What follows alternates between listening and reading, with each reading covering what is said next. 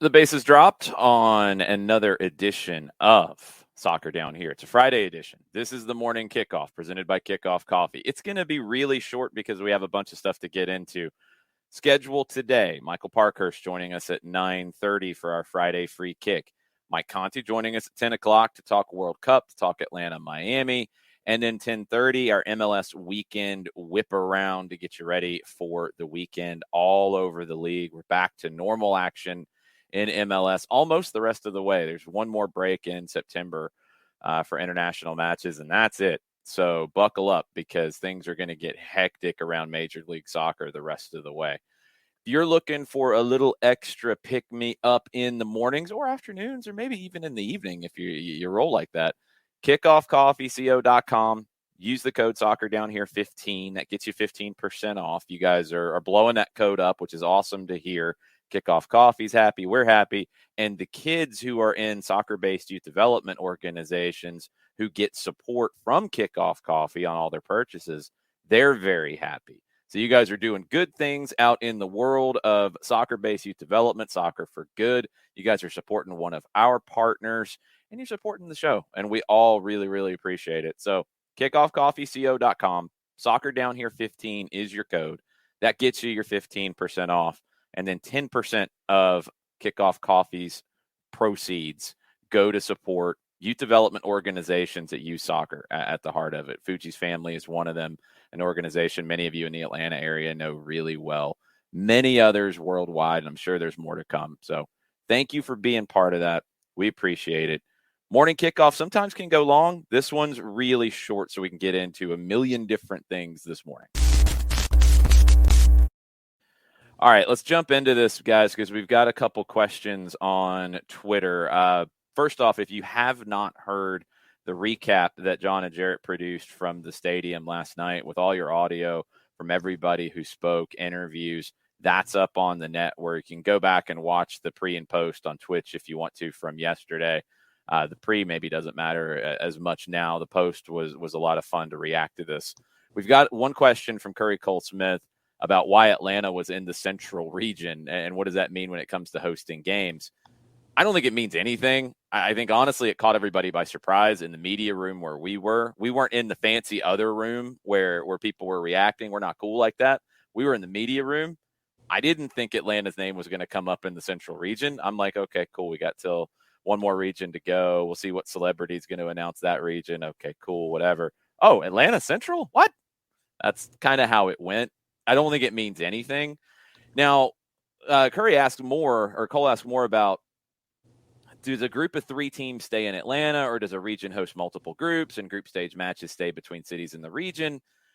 They haven't said. I don't know if they know. I don't know if they've really decided what route to go. But, John, when you do the math, there's going to be 16 groups of 3. There's 16 cities that were announced. A very easy thing to do would be to put 3 teams in one city and play your group stage games in a city. I don't know if they'll do that because usually they like to move a team around, but it's not like the old school format where you had 3 group games. You only have 2. For ease of organization, that would make a lot of sense to me. Yeah, and I know that the 3 of us, when we were there at Mercedes-Benz yesterday, we were trying to sit there, and we talked about it yesterday multiple times about trying to pair up travel and make it easy because of all of the logistics that are involved, and some of the lineups made sense. It's like, okay, so but what I'm saying is, why even worry about travel? John, there's 16 groups. There's 16 cities. Why even worry about travel? Just say, hey, Group B, you're in Atlanta. And 16 and 16. That's what I was just saying. The whole math makes sense. I know. But yeah, it's like if you had it landlocked you just have it locked in like that, it would make a lot of sense to do something like that. It's like, okay, so you're going to be here and you're going to be here. That's fine. Yeah. That's what I'm saying is that they haven't done that in the past, but with 16 cities and 16 groups, why don't you do that here and just set it up that way? That would seem to be the easiest thing rather than having a team play and then fly to another city to play a game too. Right. But, once again, I'll sit there and say, well, FIFA, and FIFA will always come and surprise us somehow, some way. Yes, it makes sense to have 16 and 16. I'm agreeing with you. No, John, but you can't use FIFA is weird every single time. FIFA is all about the money, Jared, as we talked about, and Robert Kraft is all about the relationships and maybe the money, and that's why Boston got games. But this is just logistics. Like, FIFA wouldn't make any more money from having a team play in two different places. The logistics could make it easy to play one group per city.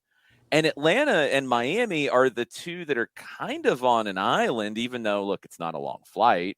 You don't have the Seattle-Vancouver possibility, for example, with Atlanta or with Miami.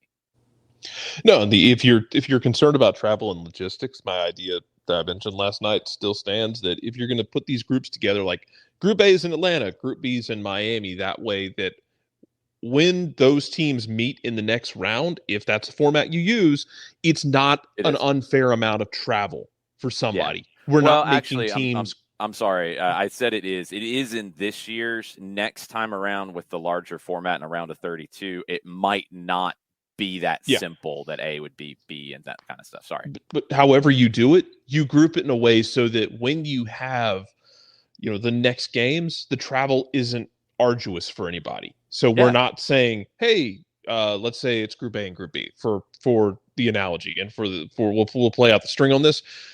That way you don't have somebody going from Houston to Seattle, that sort of thing. Yeah, now you could keep it close. You could, but you could set this up this way, because you're talking about two teams from each group of three that are going to go. So you know how many teams from each group are going. You could have A1 play B2 and B1 play A2. So you could set it up to where your first round is in one city, your group stage is in one city, your round of 32 is between two cities that are close, and one of them they each get a game. You could easily set this tournament up, if you want to where every city gets a minimum of 4 games. Yeah. You could do that because you're going to have 16 round of 32 games. So when you start doing the math and you start working through it, just for simplicity's sake, and I don't know what direction they go, but Group A in Atlanta, Group B in Miami, round of 32, A1 versus B2 in Atlanta, B1 versus A2 in Miami. Okay. And then you're into the round of 16, and that's where, you start, some cities aren't going to get games past that. But you could, if you want to, say everybody gets 4 games. Every city gets 4 games. And you get a group, and you get one round of 32. And then you start to knock cities off after that. And for what it's worth, I actually would love a format like that, because let's say you do A1, like Group A is in Atlanta, Group B is in Miami, A1 versus B2 in Atlanta, B1 versus A2 in Miami, where if you win your group, you don't have to travel. Yeah, I love that. Yeah. But then let me ask you this. Let me ask the two of you this. What about the notion of being in a market where you have weather iniquities, where it's like you're having all of your group stages in Miami, where somebody else is in a covered stadium someplace else? Would you want to have weather fairness or condition fairness when it comes to having matches in the group stage? I don't know how you're going to be able to do that across the board, frankly, because there's not that many indoor stadiums. It's just going to be unpredictable. Yeah, I mean, and then you might have rough weather in Miami. It might be, it might be 85 degrees. It might be cool. You never know. There's no way to. Hey, compared to what it could be, I know. I'm just saying it's funny because 85 degrees, a nice brisk day in Miami. 85 and breezy. You give me that. Yeah. Seriously, I'll sit on the beach. I know, that's the tragedy of Miami. Yeah. Look, this is just spitballing. We don't know. They haven't really said. What was interesting last night in some of the comments out of FIFA folks was they had set guidelines for who could host the final, who could host certain games, what was going to happen. There have been bids for these things. In the post-thing interviews, they really backed off of anything solid in terms of their comments. I mean, I think somebody asked about, well, what about the Estadio Azteca hosting the final? And it's like, oh, yeah, that's a possibility. It's not supposed to be, according to the way everything was structured. Just like it's not supposed to be possible for Atlanta to host the final, they're not going to, because I think they'd get beat out by other cities anyway. But it was very odd that they didn't stick to what's already been said publicly about some of the guidelines for this. And I don't know if they're backing away from them or if it's just in the moment, all the chaos, and they're just not being clear enough. I'm not sure. Anything else from last night that caught you guys by surprise or that was memorable for you? Start with you, John. Well, one of the stories for me that is going to be underlying here in Atlanta is the transition to grass. Mm-hmm. And it's going to be one of the more continual storylines. We caught up with Dietmar Exler, the senior VP and chief operating officer for Arthur and Blake Sports and Entertainment. And it was one of the first questions that was asked of him. It's like, how is this going to transition to grass? And Mr. Exler went into the idea of it being a two-step process and getting irrigation in first and then working it every single time that the turf is transitioned out. They're going to add something. They're going to add something to the grass transition. And so for me, it's going to be one of the storylines here in Atlanta and information that folks can have going forward about transitions in indoor stadia to grass and back. So for me, that's going to be one of the more intriguing things as we go here, and how Mercedes-Benz and the Atlanta Bid Group can be an example for others going forward with something like this. Now, people are I think, getting some bad information. Our friend Happiest of Joe's on Twitter, Joe Johnstone, said, so did I hear that MBS is going to be converted to natural grass for the 2026 World Cup, with the conversion beginning in 2 years? Not exactly. I'm sure there's processes that will take that long, but there's not going to be grass in the stadium for 2 years. And that was not said yesterday. No. It's about 2 months ahead of time, right? That you're going to really start. February of 26. February, right after the NFL season, is when he talked about taking, basically, like pulling the turf down, because they update the turf every year or two anyway. Yeah. After the NFL season, putting down a raised platform and starting the growth process for grass. Mentioned that the dimensions of Mercedes-Benz Stadium, I know we've discussed this before, dimensions of Mercedes-Benz Stadium do not allow you to grow grass consistently, because it doesn't allow growth for all over the place, because just the way the stadium's designed to let light in. Yeah. It's not feasible to grow grass as a permanent option. So you start doing that in February. You start growing it, you get it ready, and you go with it for the World Cup, and you transition back to turf. By the way, Seattle's going to be doing the same thing from what I understand. Whether or not their timelines are the exact same, there's no way to know. Yeah, there's going to be some differences in each one. Seattle being an outdoor stadium, look, they might have some of the subsurface that will work for them here that Atlanta wouldn't have, that they've got to do. But when you start getting into those timelines and other cities with artificial surface, what else are we looking at here? MetLife, right? Mm-hmm. That's another one. It'd have to be Gillette. AT&T in Dallas. Is that grass? AT&T, I believe, is field turf. I think it's field turf. Yeah, I think it is. So, but by the way, because people have asked this as well, so I want to address this. Yeah, is the reason that, aside, you could theoretically do grow lights and do like grass and Mercedes-Benz. It's not a thing because of the wear and tear on the surface. Mercedes-Benz is a multi-purpose field. It's not just Falcons and United. You do a lot of concerts. You do a ton of events in there. The degree to which you would wreck that surface so quickly would be insane. And it's just, they have way too much, especially with the back-to-backs. If you imagine trying to play an Atlanta United match on a Saturday and a Falcons game on a Sunday, that surface would be war-torn, basically. So, they're going to go back to turf. They're not going to stick with grass, just in case anybody had those questions. Yeah, I mean, that's what you have to factor in here with all of this. This is a multi-use stadium, and technology's catching up every day. And by the time we get to 26, look, it could be a little bit different process. We never know. But right now, they have a plan that if this is what they need to do, they're ready to do it. Now, the question, and look, I brought it up last night when I was on with John Chuckery on 92.9 The Game. If you're going to start that process in February, the 2026 MLS season will probably be starting in February. That I'm waiting to see what they do with that. We're probably not going to know for a while. Are you going to take the entire World Cup off? I think you have to take the group stage. You have to take the round of 32. You probably have to take the round of 16. I'd probably want to go all the way through the quarterfinals off if possible and come back maybe the week of the semifinals, although the quarterfinals are probably on a weekend, and then the semifinals midweek. Maybe you come back and play games on Saturday before the final on Sunday, where it's just one game. But that's a long time to be off. You're going to have to start a little bit earlier. If Mercedes-Benz Stadium is being converted over and other venues are being converted over, how do you make the schedule work? Look, Atlanta's got the ability to play. And now this goes back to what Georgia Tech did with their surface and making it much easier to convert to soccer being there, where they've got the Club America Chivas game later this year. Maybe you see Atlanta United in the first part of 26 back at Bobby Dodd. You're going to have to figure something out. Same with other cities where it might not be quite as easy to figure out, but you're going to have to figure that out because that season gets really complicated with a regular season, a World Cup in many of your venues, and a Leagues Cup that you've got to make work as well. That's going to be a wild ride. So 26 could be a really interesting year on that front as well.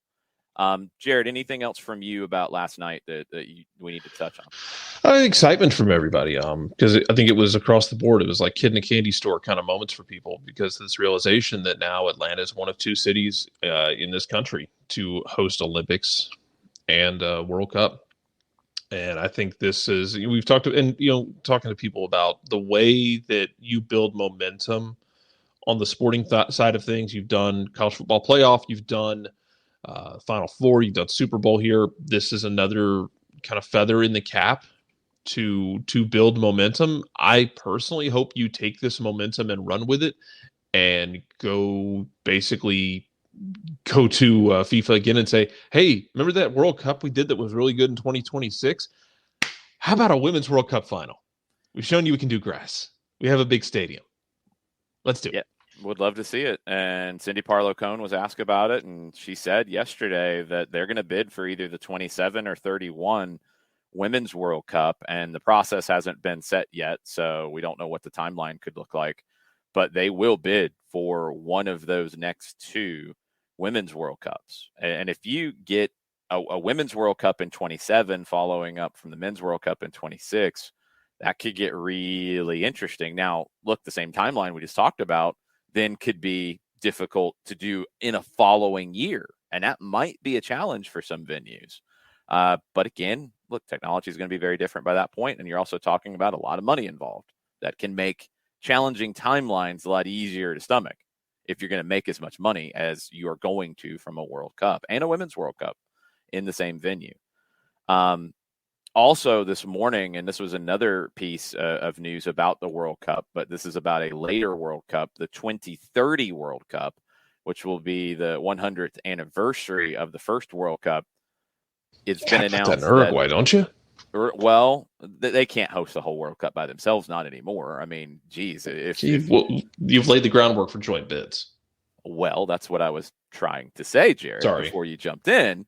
The announcement this morning that Uruguay, Argentina, Chile, and Paraguay have all formalized their candidacy to jointly host the 2030 World Cup. And that's going to be determined in November of 23. There'd been talk about Argentina and Uruguay, but now Chile and Paraguay are going to join into this, and FIFA will decide the hosts in a few months. I was doing the math really quickly. 8 of the venues here in this hemisphere are of turf. And you have Vancouver, BC Place. Is that technically a roof or no? It's a roof. It's a roof. It's a roof. Kind of, yeah. It's different, but it's a roof. Yeah, it's different, but it's kind of weird, but it's technically a roof. So Seattle, no roof. SoFi, roof. Houston, roof. Dallas, roof. But they're all different. Don't get hung up on roof or no roof because every stadium's different in what it's got underneath the turf surface. Even if they have a roof or don't have a roof, like they're all built differently, and they've got to standardize that. And then so Atlanta, New York, New Jersey, Boston, and those are the ones that have turf that have to be issues that have to be addressed. So half of the venue. Yeah, all of them have any of the turf ones. And something that Carlos Bocanegra said on SiriusXM FC yesterday after the announcement is that FIFA wants the grass surfaces in all of these venues, whether it is a stadium with grass already or one of these that you're going to have to put grass down. They want them to be consistent. They want it to play the same in Atlanta as it does in Seattle, as it does in Mexico City. And is that going to be easy? No, of course not. Is it doable as closely as you can possibly do? Yeah. And that's why the process isn't an overnight one where you just roll out some turf or roll out some grass on top of the turf and just go. It's not going to be like that for a World Cup. So that's why this is a much more complicated process. But you have time to figure all this out. There is, again, a lot of money at stake. And you have a lot of smart people who have already worked through this, and you've got technological advances happening every day with this stuff. So it will be doable. It will play incredibly well because they're going to make sure that it does. And for me, like I said, it's going to be the horticulture is going to be one of the more intriguing stories of how each venue handles it differently and how you get to set up examples for everybody else going forward. Well, it's like, okay, well, we did this here. We can take this evidence and it can apply to somebody else down the line. So, yeah, for me, it's going to be one of the big stories going forward. It's going to be fun to watch. I will let you have fun with the horticulture side of it. I know some people get really hung up on this stuff. There's going to be grass. It's going to be good. I don't need to know all the particulars. John will be covering that story in depth for you. I'm going to leave that one out. I'm going to stay away from that one. Also, the International Media Center decision has not been made. They did say that FIFA visited, I think it was last September. Yeah, September. FIFA visited and probably toured the Georgia World Congress Center because you're going to need a building that big. You're going to need a lot of space if you pull that off. Yeah, this is not just like, having a production center in a stadium being able to do it. You need space for probably over 200 countries to have their own media coverage and broadcast coverage of this tournament. It will take up a huge amount of space. I mean, I've mentioned some of the comparisons to previous World Cup bids, and Atlanta's bid for 90 games in 94, they did go after the broadcast center very hard, and they thought they might actually get games at Bobby Dodd because their bid for the broadcast center was so good. One of the factors is paying for the space, because the World Congress Center rent's not cheap, y'all. And you're going to have to basically rent, I don't know how much of the whole thing, but a lot of the whole thing to be able to make this work. One thing they had on the board for that deal was that $5 from, because the hotels are going to make a killing during this time of year, and $5 from every hotel stay during the World Cup in 1994, when this was proposed, would go to pay the rent at the World Congress Center. That's the kind of stuff that can separate the bids when you get down to spots 8, 9, 10, 11, 12, 13, is what kind of deals are in place to make the financials all click. That was a question in New England. That was a question with Boston/Foxborough, because the talk had been that they didn't have as much public support. So it was going to be a little bit of a challenge. But that bid ended up being a better bid than DC Baltimore, which is maybe the biggest surprise from all of it. Nashville was a little bit of an outsider. I don't know how close they actually were. I think ultimately the number one headline out of this was Boston/Foxborough getting it over DC/Baltimore. Jarrett, you'll be back with us for the Whiparound, correct? Yes, we will. Let's do it. All right. We will see you at 10:30. Let's get into the Friday free kick.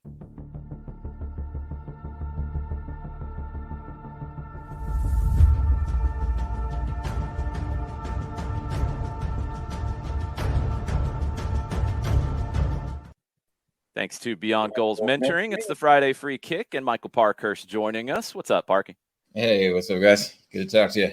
Yeah, I got to start with the World Cup. With the big announcement yesterday. Atlanta wasn't a surprise getting games. Like I was just saying, I think the biggest surprise for some was the nation's capital not being involved directly in the World Cup. They had to partner up with Baltimore because FedEx Field wasn't up to snuff. And Boston got in when the day started. A lot of people said that Gillette wasn't going to get games this time around. For me, and it was a big point of our pre-show, I thought the relationship that Robert Kraft has with all of the heavy hitters here probably swayed it and made the difference. Yeah, I would have to agree. I'm excited about it. Being from New England and up in that area. So, I was excited to see Boston get awarded that. But I agree. I mean, obviously Kraft has been a major player in MLS and from the beginning in his ownership. So I'm sure that he had people helping him out along the way. And obviously he's got a lot of pull himself. And I think you're right. I think that was probably the difference, because it is surprising to not have the capital involved. But I was happy with some of the other choices out there. So, I think it's going to be awesome. Yeah, Kansas City was another one that was a little bit of a surprise. They didn't get it in 94. I think in terms of being a soccer city, Kansas City is one that maybe flies under the radar a little bit, but a great vibe for the game in that town. Definitely. I mean, it's night and day what they've done in the last 15 years, right? I mean, it used to be one of the worst trips in MLS to have to go out there and play in Arrowhead, and there was going to be 2,000 fans. It was just going to be terrible. And now it's one of the best trips, right? And not just because of the stadium, but because of the crowd and the atmosphere there. So, and what they're doing in women's soccer as well with the new facility and everything. So yeah, it's definitely become a soccer city. So I'm pumped for them that they get that opportunity. When you look at these 16 cities, you mentioned just a second ago that you were intrigued by the grid. What other cities stood out for you, and what were some of the reasons that you're attached to that group? Yeah, well, I think I was excited that Houston got it, simply for the fact that Chris Kennedy was heading up that bid there, and he's helping us out in Rhode Island, and he's just a really good guy. And so I know he had put in a lot of work there, so I was just happy for Houston, for him personally. But happy, I mean, we all figured LA was going to be part of it, but I think what LAFC has done out there and on top of the Galaxy, it's good that they're going to get the bid. I'm happy Seattle's involved as well. It's another big, obviously MLS supported team. Of course, happy that Atlanta is in there as well. More chances of me getting a ticket to go to a game. A little disappointed that Chicago is not in there because living up here, it'd be easy for me to get over there to Chicago for a game. But I think that those were the ones that stood out for me probably. Talk about it from what you're doing in Rhode Island and the perspective of launching a professional team there, and knowing 4 years down the line you're going to have a World Cup to kind of play off of and see the interest in the game grow at so many levels and be able to use that for what you're working on. Yeah, and I think that's why the timing's great for the Rhode Island project is we're going to kick off before the World Cup. But I think that we're going to, you obviously always get that momentum right in the beginning when you have a new franchise, right? And depending on how things go on the field usually and a little bit off the field, and how you're able to take advantage of those early seasons, the desire for people to come can wane a little bit. And so it's really nice if that does dip, that we've got the World Cup soon after. And of course, the World Cup is going to bring a lot of new eyes on soccer, like it always does, especially when it's in this country. So we expect that there'll be a ton of new fans coming out of that, or just a renewed sense of like soccer being such a big part of the sports landscape here. And so, obviously we'll try and build off of that and use that to our ability and have watch parties and create momentum there and, use it as much as we can for sure. For people who don't know, kind of how has everything come together in Rhode Island and what's the timeline for getting underway? Yeah, well, like everything in society these days, COVID is, and now just society in general has kind of wreaked havoc on us. Our $70 million stadium is now like $110 million stadium, and not because of enhancements. Right. So the number one priority was getting everything figured out financially before we could step up. We were supposed to originally kick off next year, but we had to delay that. wasn't going to be feasible, not in the right way. We wanted to make Right. sure it started off the right way. So we'll kick off in 23. So foundation is set. Hopefully we'll start building up here in the next 2 months. And we'll be ready for 2023. But yeah, it's crazy how many things you don't think about on the, when you're on the athlete side of things. But what has to be done in the background to get this team up and running. Right now it's a big political game up in Rhode Island, trying to get the finances done and get red tape. And it's also an election year up there, so that's not helping things. So yeah, I'm not too involved with all that, thankfully. But when they say, hey, okay, all that's done, it's go time, then I'll help out with, making sure we get a good coach, set a good foundation, all that aspect of things. Excellent. Has it been everything that you thought it would be, trying to birth this project, even, from whatever aspect you want to look at it, from the stuff that you're directly involved in, looking at on the field and philosophy and all that? But has it been everything that you thought it would be in birthing something like this? Yeah, and more. Just seeing everything, all these conversations, all the trips that people have to make to get people on our side and raise funds, and I think like 70-80% of our is just privately funded, so getting all that sorted has been a challenge, but we've done really well. But then on just the soccer side of things, right, how we want to set things up structure wise, from the top down. And obviously the budget is not like MLS, even though we're going to have a very good USL budget, but it's still probably a coach / GM instead of two separate positions. And how do you figure that out? Because I don't love having the coach be in charge of contracts. It causes friction, and I've seen it. So figuring out little things like that, and then obviously from there, helping build the roster. And I've probably watched a little bit more USL than I ever have, just trying to get a sense of the level and guys that are out there, because a lot of guys are on 1-year contracts, so there can be a lot of movement from year to year. What's something that you've taken away from your experience watching the team grow from nothing here in Atlanta that you're kind of keeping in mind with the soccer side of what you're going to be doing in Rhode Island? Just how well they marketed it from day one, right? The people that are in the stands on day one aren't there really because of the players or because of the style of play or anything. They're there because of everybody in the background that did the work to get them in the seats. And, I noticed it right away when I moved to Atlanta in early 2017, of just like, you saw billboards, you saw Atlanta United everywhere. You saw flags and shirts and everything. Atlanta United was everywhere. And it was like, oh my gosh, like it was as if we had been playing for 5 years already. So the job that they did in the buildup was so impressive. I've had conversations already with some of the people that were involved with that, and getting some advice from them, because a lot of the work goes in before a ball is ever kicked, as far as success and the culture and what you want to do on and off the field. So that was super impressive looking back. And at the same time, that casual fan that comes in for that first experience, you want to make it an experience and a viewing for them so they can come back. They may not know the X's and O's. They might be a part of day one, but if they don't know soccer as in-depth as everybody else, you want to bring them in and keep them. That's another challenge in and of itself. Definitely.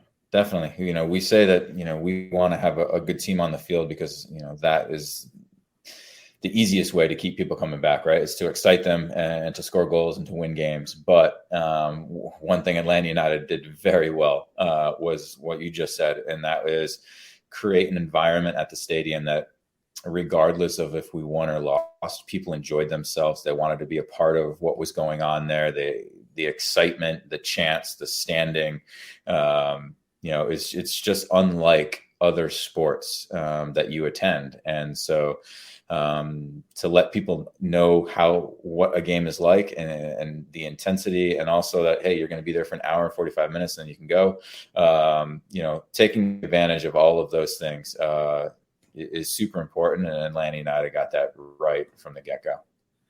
So let's get into Atlanta United on the field a little bit. Get back into league play this weekend. Had the game on Tuesday against Pachuca, the American Family Insurance Cup. Starters played 45.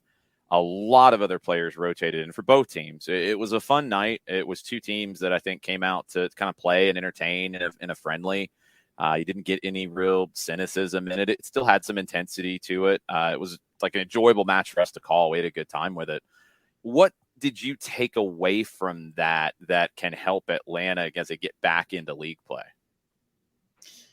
Number one, Joseph Martinez was back on the field. Yeah, that's the biggest takeaway, and that he finished the night, healthy, scoring a goal as well. So that's number one. But just offensively, the team just seems to continue to take strides. Guys are getting healthy. Araujo is looking good. The attack's just looking good. And that's what we've been waiting for, right? To have that dynamic attack again. And not that it's necessarily always going to be that way, but to know that, okay, hey, it's there and it can be there. Even Dom scoring again. It's good to have these options going forward for sure. And I think it was awesome to get these younger guys in the second half, and they held their own. I mean, I think that from what I heard, the agreement was that each team was going to take out their 11s at halftime, and that didn't happen. No, it didn't. I think that they were not too happy with their first half performance. And probably credit to Atlanta United for that. So they got to go up against some first team guys for a little bit. And so that's a real valuable experience, even in a friendly. I think that's a good takeaway as well, because we know that some of those guys are going to need to be counted on to play big minutes throughout the rest of the year.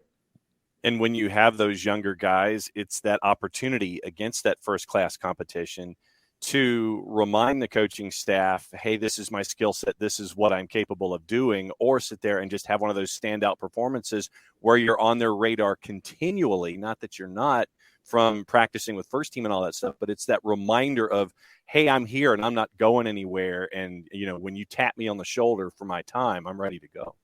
Yeah, absolutely. And that's the one thing you look for as a coach, right? Are when these younger guys get a chance, how well do they take it, right? Are they excited? Are they confident going out there? Are they timid? Right? Who out there is taking advantage of their opportunity, and who still needs more time with the twos or in other environments where they're not ready for that step up? And even if it's small little opportunities, that's the only way you can build your case as a player, right? You take these small opportunities, you do well with them, and hope that you get a bigger opportunity down the line, right? There's some guys can look at it like, oh, this means nothing because it's just a friendly and I only get 45 minutes or I only get 30 minutes. But that's how you can build your case. That if that's the only time you get, then that's what you have to do. And all those minutes are important when you're a young guy trying to break in to the first team. It's something that we hadn't had the chance to see yet, really, that midseason friendly, that it can be useful. And it was the argument that I made with people, and that this is not just a game that means nothing. Like there's very useful things that Gonzalo Pineda can take out of it. I want to talk about two of them with you. I want to build on what you just said, the young guys. And I think it's useful in that you get to see Aiden McFadden up against top competition for an extended period of time as you try to figure out if he can be an MLS player. It's useful for Noah Cobb at 16 to get that experience and be every bit up to the part. Johnny Fortune, another guy that's kind of in between, had a really good performance. We haven't had that midseason friendly where you can mix in the Atlanta United 2 players with first team players and see how they look. And that's generally where you're going to make some of these decisions on what's next for some of these guys. Absolutely. Definitely. No, I agree. Sometimes these mid-season friendlies are awesome opportunities like this one was, right? Because it wasn't midweek in between 2 weekend MLS games.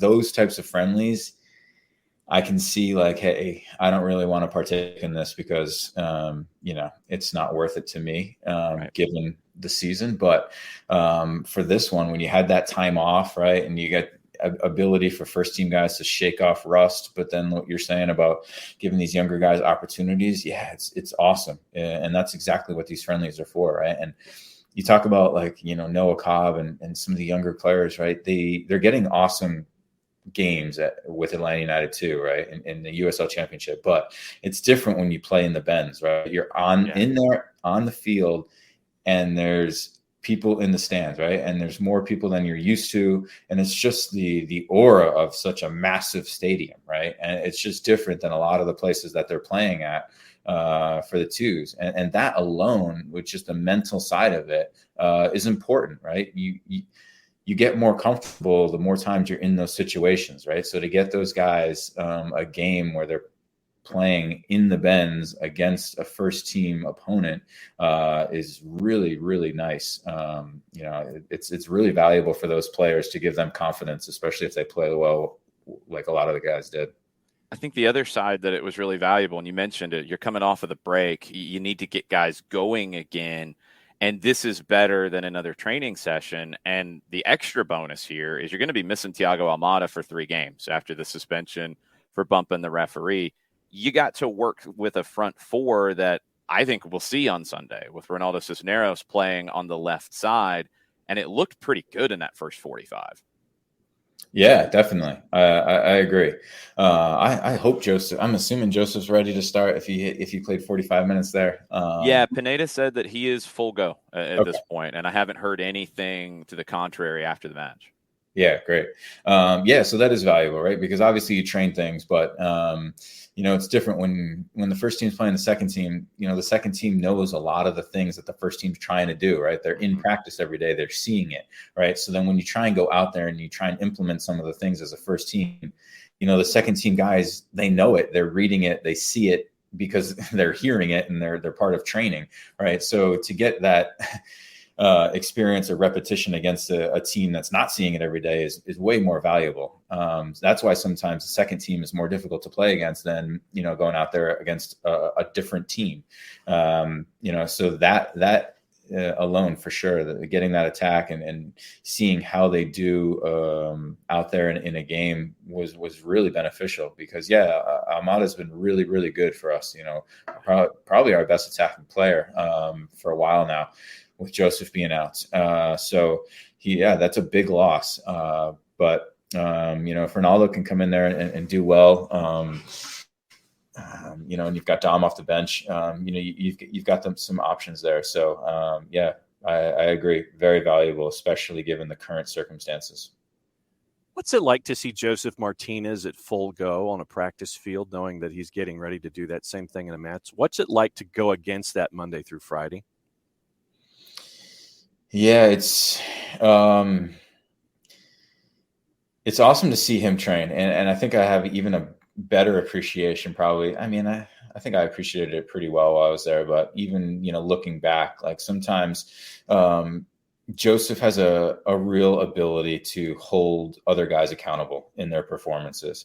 And, the thing that I've always talked to Joseph about is how to control that emotion while keeping guys accountable, because he can go over the top, but that's just out of a desire to win and a desire to be great.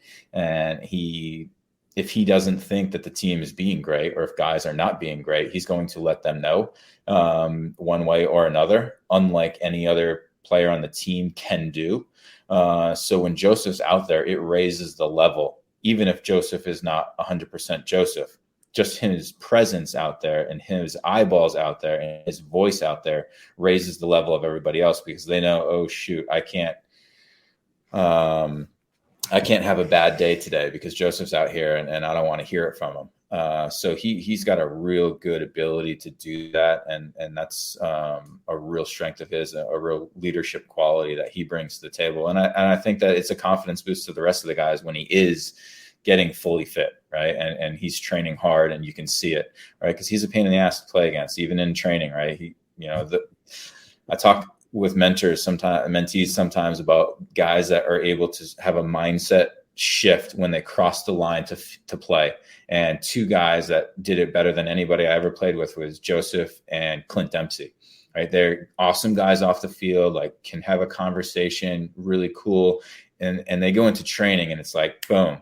They don't care who you are or what's going on. They are going to do whatever they have to do to win, even in training. It didn't matter, right? Dempsey would elbow you and go so hard against you in training. It didn't matter. If you were on the other team in training, you were an opponent. You were not a teammate anymore. It was, what do I have to do to win today? And if you are in the way, it doesn't matter. I'm going to be the best I can. And Joseph is like that as well. Yeah, creating that culture in training, because that carries over to the field. And I think when you have those kinds of guys in the mix, you said, it raises everybody's level.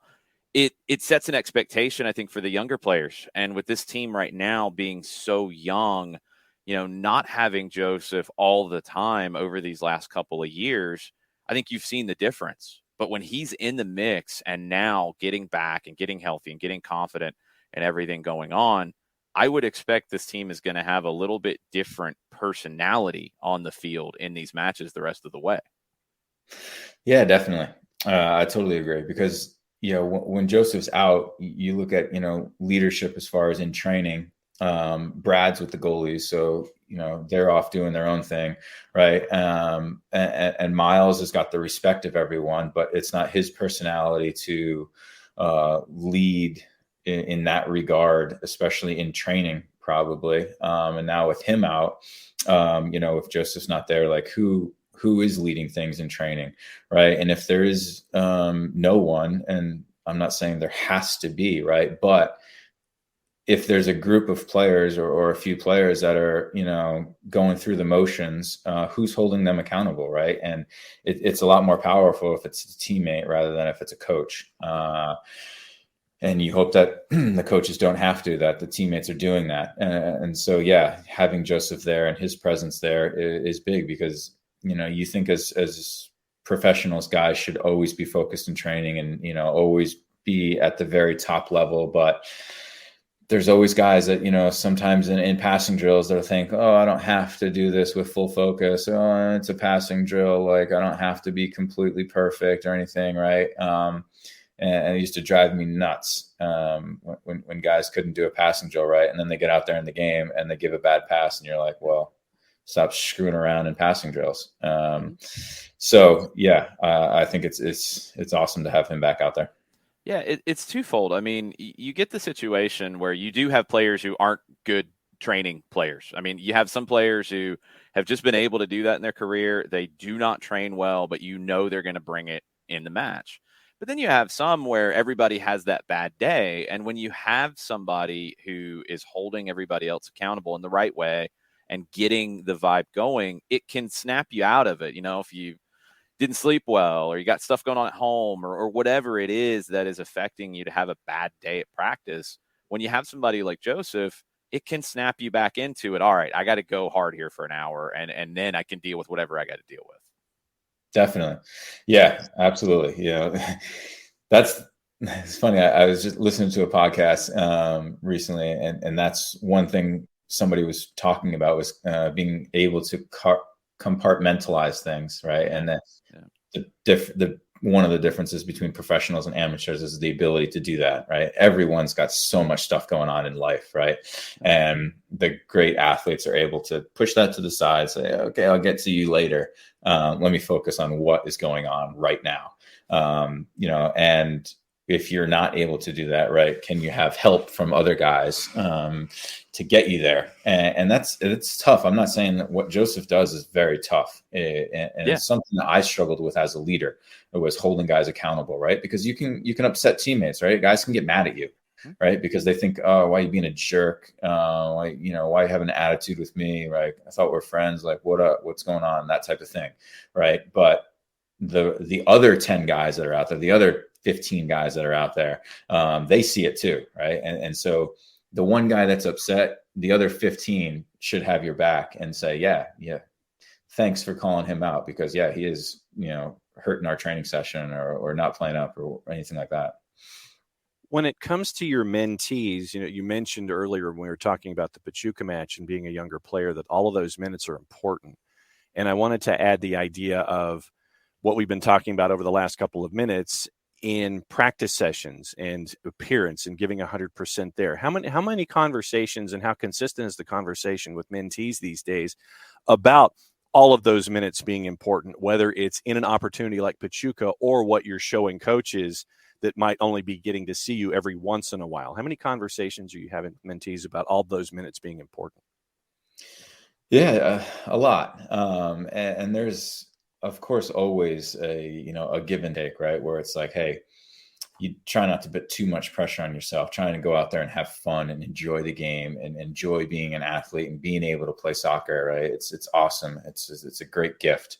But also, right, you can goof around with your teammates off the field, in the locker room, before training, after training.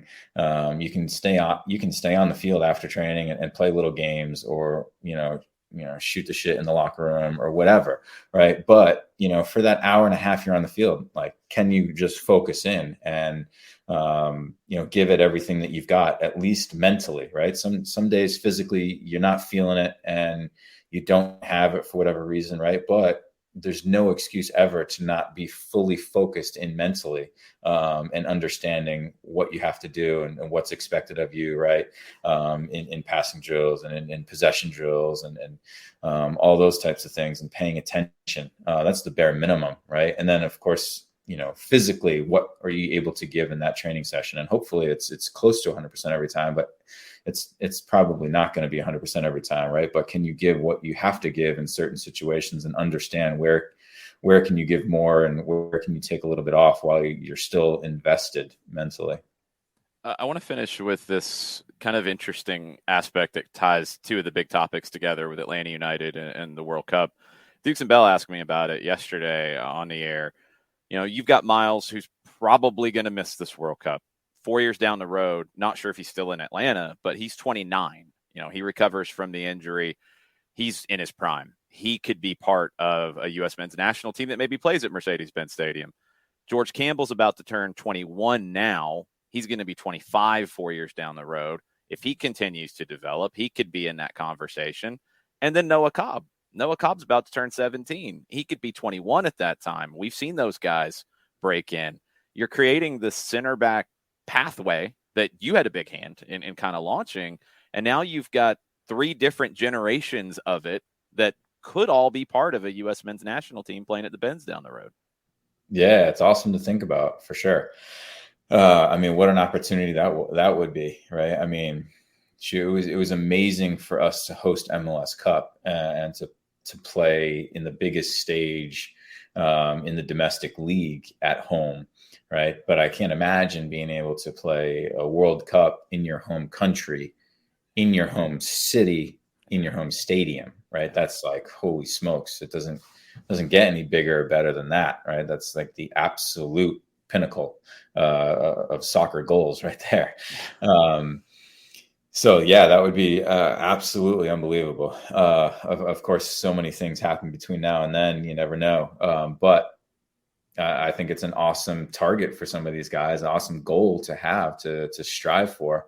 Even somebody like Wiley, or who knows, right, where development goes. There could be somebody in Atlanta that is not even on our radar right now, that you never know in the next 2 or 3 years can hit their peak and get developed and get an opportunity and make the most of it. And you never know. But yeah, of course you think the pathway's there for Miles for sure. Like he'd be playing in Qatar if he was healthy. So, obviously every opportunity to play there. But hopefully there's more as well. And Noah, Wiley, anybody, what an awesome target to have out there in the future to dream about. Yeah, it creates dreams. That's what the World Cup does. And now you've got the potential. You never know where the U.S. is going to play in this thing, but you've got the potential that Atlanta United homegrown developed players could represent the U.S. in their home city and stadium. And that's on the table for 2026 now after yesterday's announcement. Michael, man, thank you for the time. As always, we're going to talk to you here again soon, and we'll catch up here and dig into more Atlanta United stuff and Beyond Goals stuff. Everything going well with Beyond Goals? All is good. Yes. A little bit more of a downtime right now as teams finish out seasons and finish playoffs and all these things, but we're using that time wisely. So it's all good. Very cool. We'll keep up the great work, and we'll talk to you soon. Sounds good. Have a great weekend, guys. Be good. You too. Make sure you're following him, MF Parkhurst, BG Mentoring, Beyond Goals Mentoring on Instagram, beyondgoalsmentoring.org on the website. Make sure you're following everything that they're doing. They're doing just great work with all kinds of different kids and helping get them ready for the next level. John, quickly, you got to tell us about our good friends over at Eliminize. I'll certainly do that. QR code normally is over my left shoulder, but not today because we're having to do things quickly. For odor-free, clean, fresh air, one place you need to go.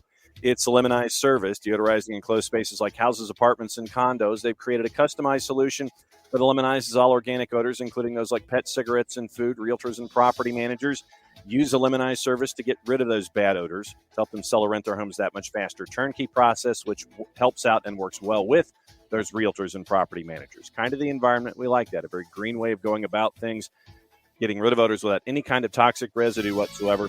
Different than our favorite masking agents that we have under the sink because it's a masking agent, just covers up the odor in the air.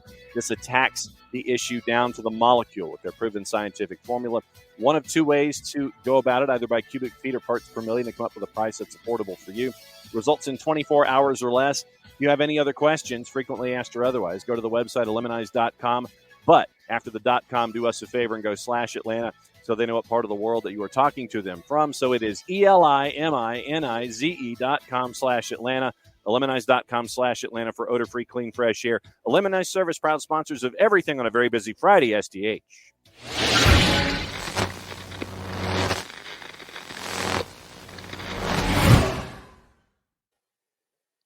Tagging in, Mike Conti. What's up, Mike? Guys, what's going on? Good morning. How are we? Recovering after a busy day yesterday and lots of talking about the World Cup and all of the excitement from that. Still trying to figure out Central region and how all that worked out. That's a little interesting. Caught us by surprise a bit. You hear what was talking out to Gloryland here in the background, right? I can hear. You've been playing that nonstop since yesterday. That's the right? vibe. That's the vibe, guys. I am so excited. I am so excited. I got goosebumps really thinking about people like you, Jason, people who have worked for really for decades to grow the game in the city of Atlanta and the southeastern United States. I mean, what an achievement by the soccer community here. And I really do think it starts with Arthur Blank and the investment he made to make sure that Mercedes-Benz Stadium would be World Cup compliant. I think that's a huge, huge part of it. But, you know, for those of you like you, Jason, who were around in 94 and kind of hoping that maybe, Georgia Tech would be in there in 94. And I remember being a kid in Philadelphia and Franklin Field getting passed over in 94 and how much that sucked because I remember my soccer coach at camp was telling me, oh, yeah, it's a sure thing.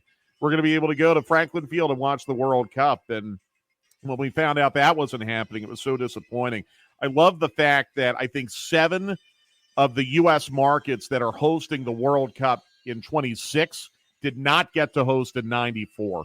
Yeah. I think that, and Atlanta's one of those. I just think that's so cool. It's an affirmation of Atlanta as a major hub for soccer, but I think it also is really going to help to grow the game even more than it's grown to this point. It's just so cool. I'm going to stop with Gloryland now. It's interesting looking at the sites. No repeat stadiums. Rose Bowl was a possibility to repeat, but SoFi, they can make so much more money at SoFi. It's absurd. Some repeat cities, but not a ton. Some places now, it's interesting because 2 of them, and one's been heavily renovated, but 2 of them were up for games in 94 and didn't get them. Miami didn't at Joe Robbie then. Now Hard Rock doesn't hardly look the same, but it is the same stadium. The Florida Marlins came in and knocked their ability to host games out during the summer. But Arrowhead Stadium was on the list for 94. They went very hard into it. I believe they were an AstroTurf stadium at the time, and there was a lot of talk about how they would put grass down and how it would look. And they were one of the last cuts, if I remember correctly, for 94. I was surprised that they got it this time because it's the same stadium. And it's one of it might be the oldest one here. And we went back and forth on our pre-show. I went out on a limb and said Boston would get it, and I thought Kraft's relationships with everybody would pull that off. I didn't think Kansas City would. The culture around Kansas City, and Jarrett cited this, the culture around soccer in that town and having something in the Midwest, I think, is what put Kansas City over the line. They were the most surprising for me. Well, Arrowhead has been very extensively renovated to the point where Arrowhead almost got a Super Bowl a couple years ago.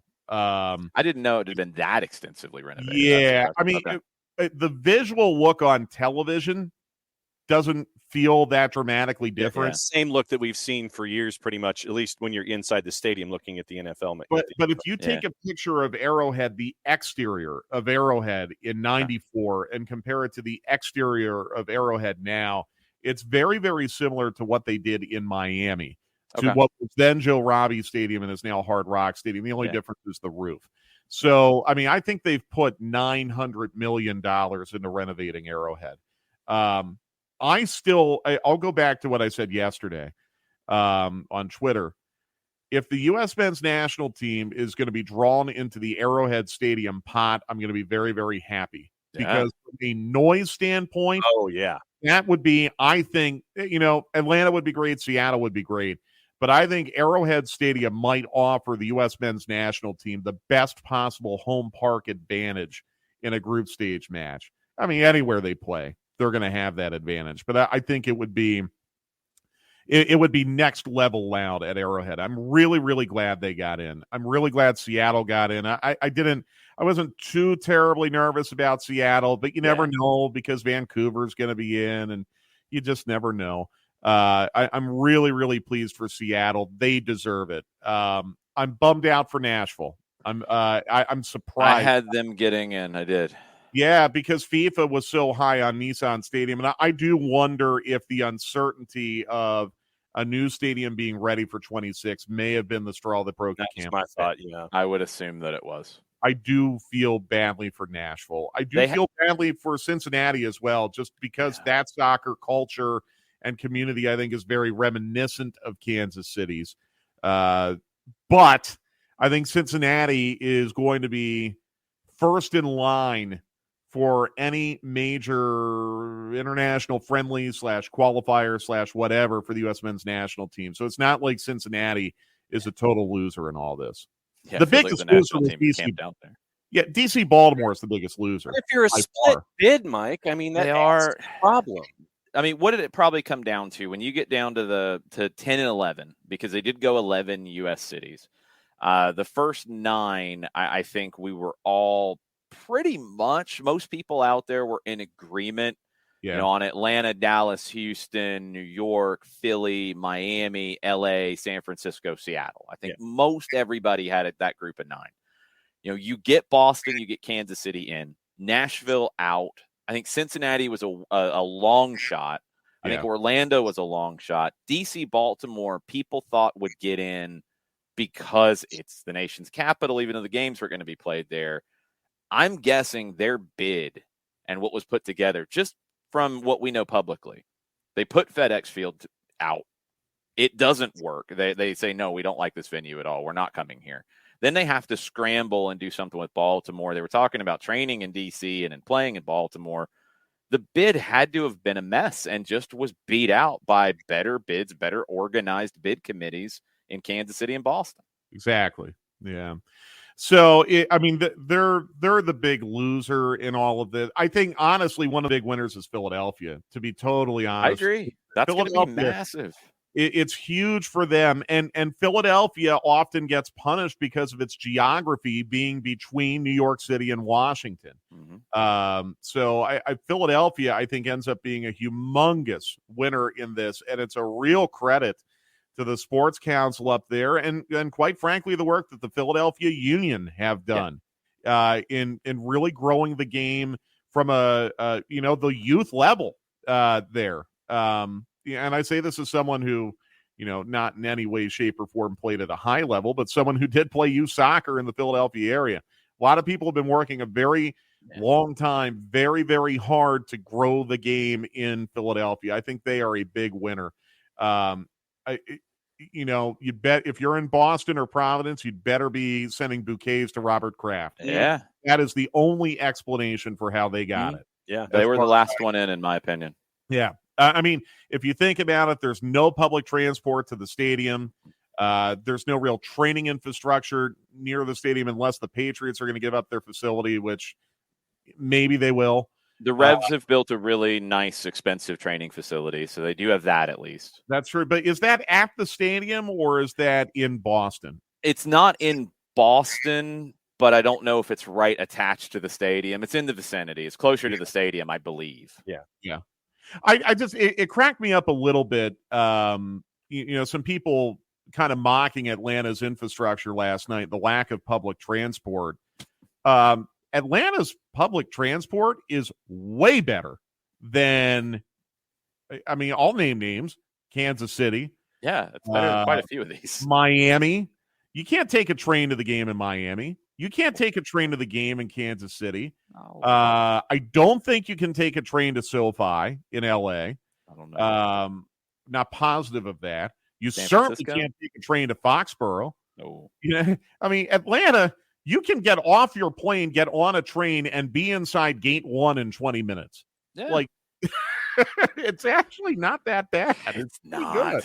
I think you mentioned Philly, you mentioned Atlanta, and there's two really important differences between last time because both cities missed out on 94, and both cities were slow to get the organizing committee together and slow to be aggressive. Philly had JFK Stadium and Franklin Field put forth as venues. Atlanta had to put forth Bobby Dodd. They didn't really have another option. The Georgia Dome, I don't know if there was any lobbying effort or what to try to make it big enough to be able to do it. The field wide enough, it wasn't. It never changed. I haven't been able to find really any conversation about trying to do that. And both just kind of sat back and were like, if we get it 94, that'd be nice. That's cool. Whatever. Okay, sure. They were both slow to react. And this time they were maybe two of the first to react because they missed out and they saw how big it could be. And they made sure they weren't missing this time. Exactly right. Yeah. I think FIFA did a really good job of clustering and organizing venues where, depending on how the group draws go, you can avoid burdensome travel. The only kind of outlier city from a geographic standpoint in all of this is Kansas City, and Kansas City is still about a 90-minute flight to Atlanta, and I think less than a 90-minute flight to Dallas. Yeah. So even they are not that isolated. I think they did a really, really smart job with the way that they set all of this up. You can structure it if you want, and they've never done this in the past, but this is a different format, so anything's possible. You have 16 cities. You have 16 groups. If you want to put a group in a city, you could easily do that. Mm-hmm. And you could even, and we talked about this at the beginning of the show, you could even then geographically pair up cities for your round of 32 games. With Group A, A1 playing B2 and B1 playing A2, that could be between Atlanta and Miami. Not the closest, but the closest for those two cities. That could be Philadelphia and New York. That could be Foxborough and Toronto. You can set that up and have very comfortable geographic groupings all the way through to the round of 16 if you want, depending on how you want to structure this thing and how much movement you want from city to city for teams. Yeah. Now, can I share a little bit of insider information? We like insider information. Something that I heard anecdotally the other night, that the media center being in Atlanta is looking less certain. That's not good. I don't like that. Here's what I have heard. Okay. This is just scuttlebutt. Okay? Who do we have to lobby, Mike? Well, here's the issue. Apparently, from what I have heard from a couple different sources, FIFA wants to open the media center in January of 2026. Mm-hmm. And they want a very, very large portion of the Georgia World Congress Center. Yeah, they would. They'd have to. And that is a big ask. Yeah. Because we know how much business the Georgia World Congress Center does in a weekend, let alone in 6 months leading up to an event. Yeah. So it is my understanding that Dallas is now very, very much in play for the media center for the same reason, really, that Atlanta was in play for the media center. Central location, hub airport.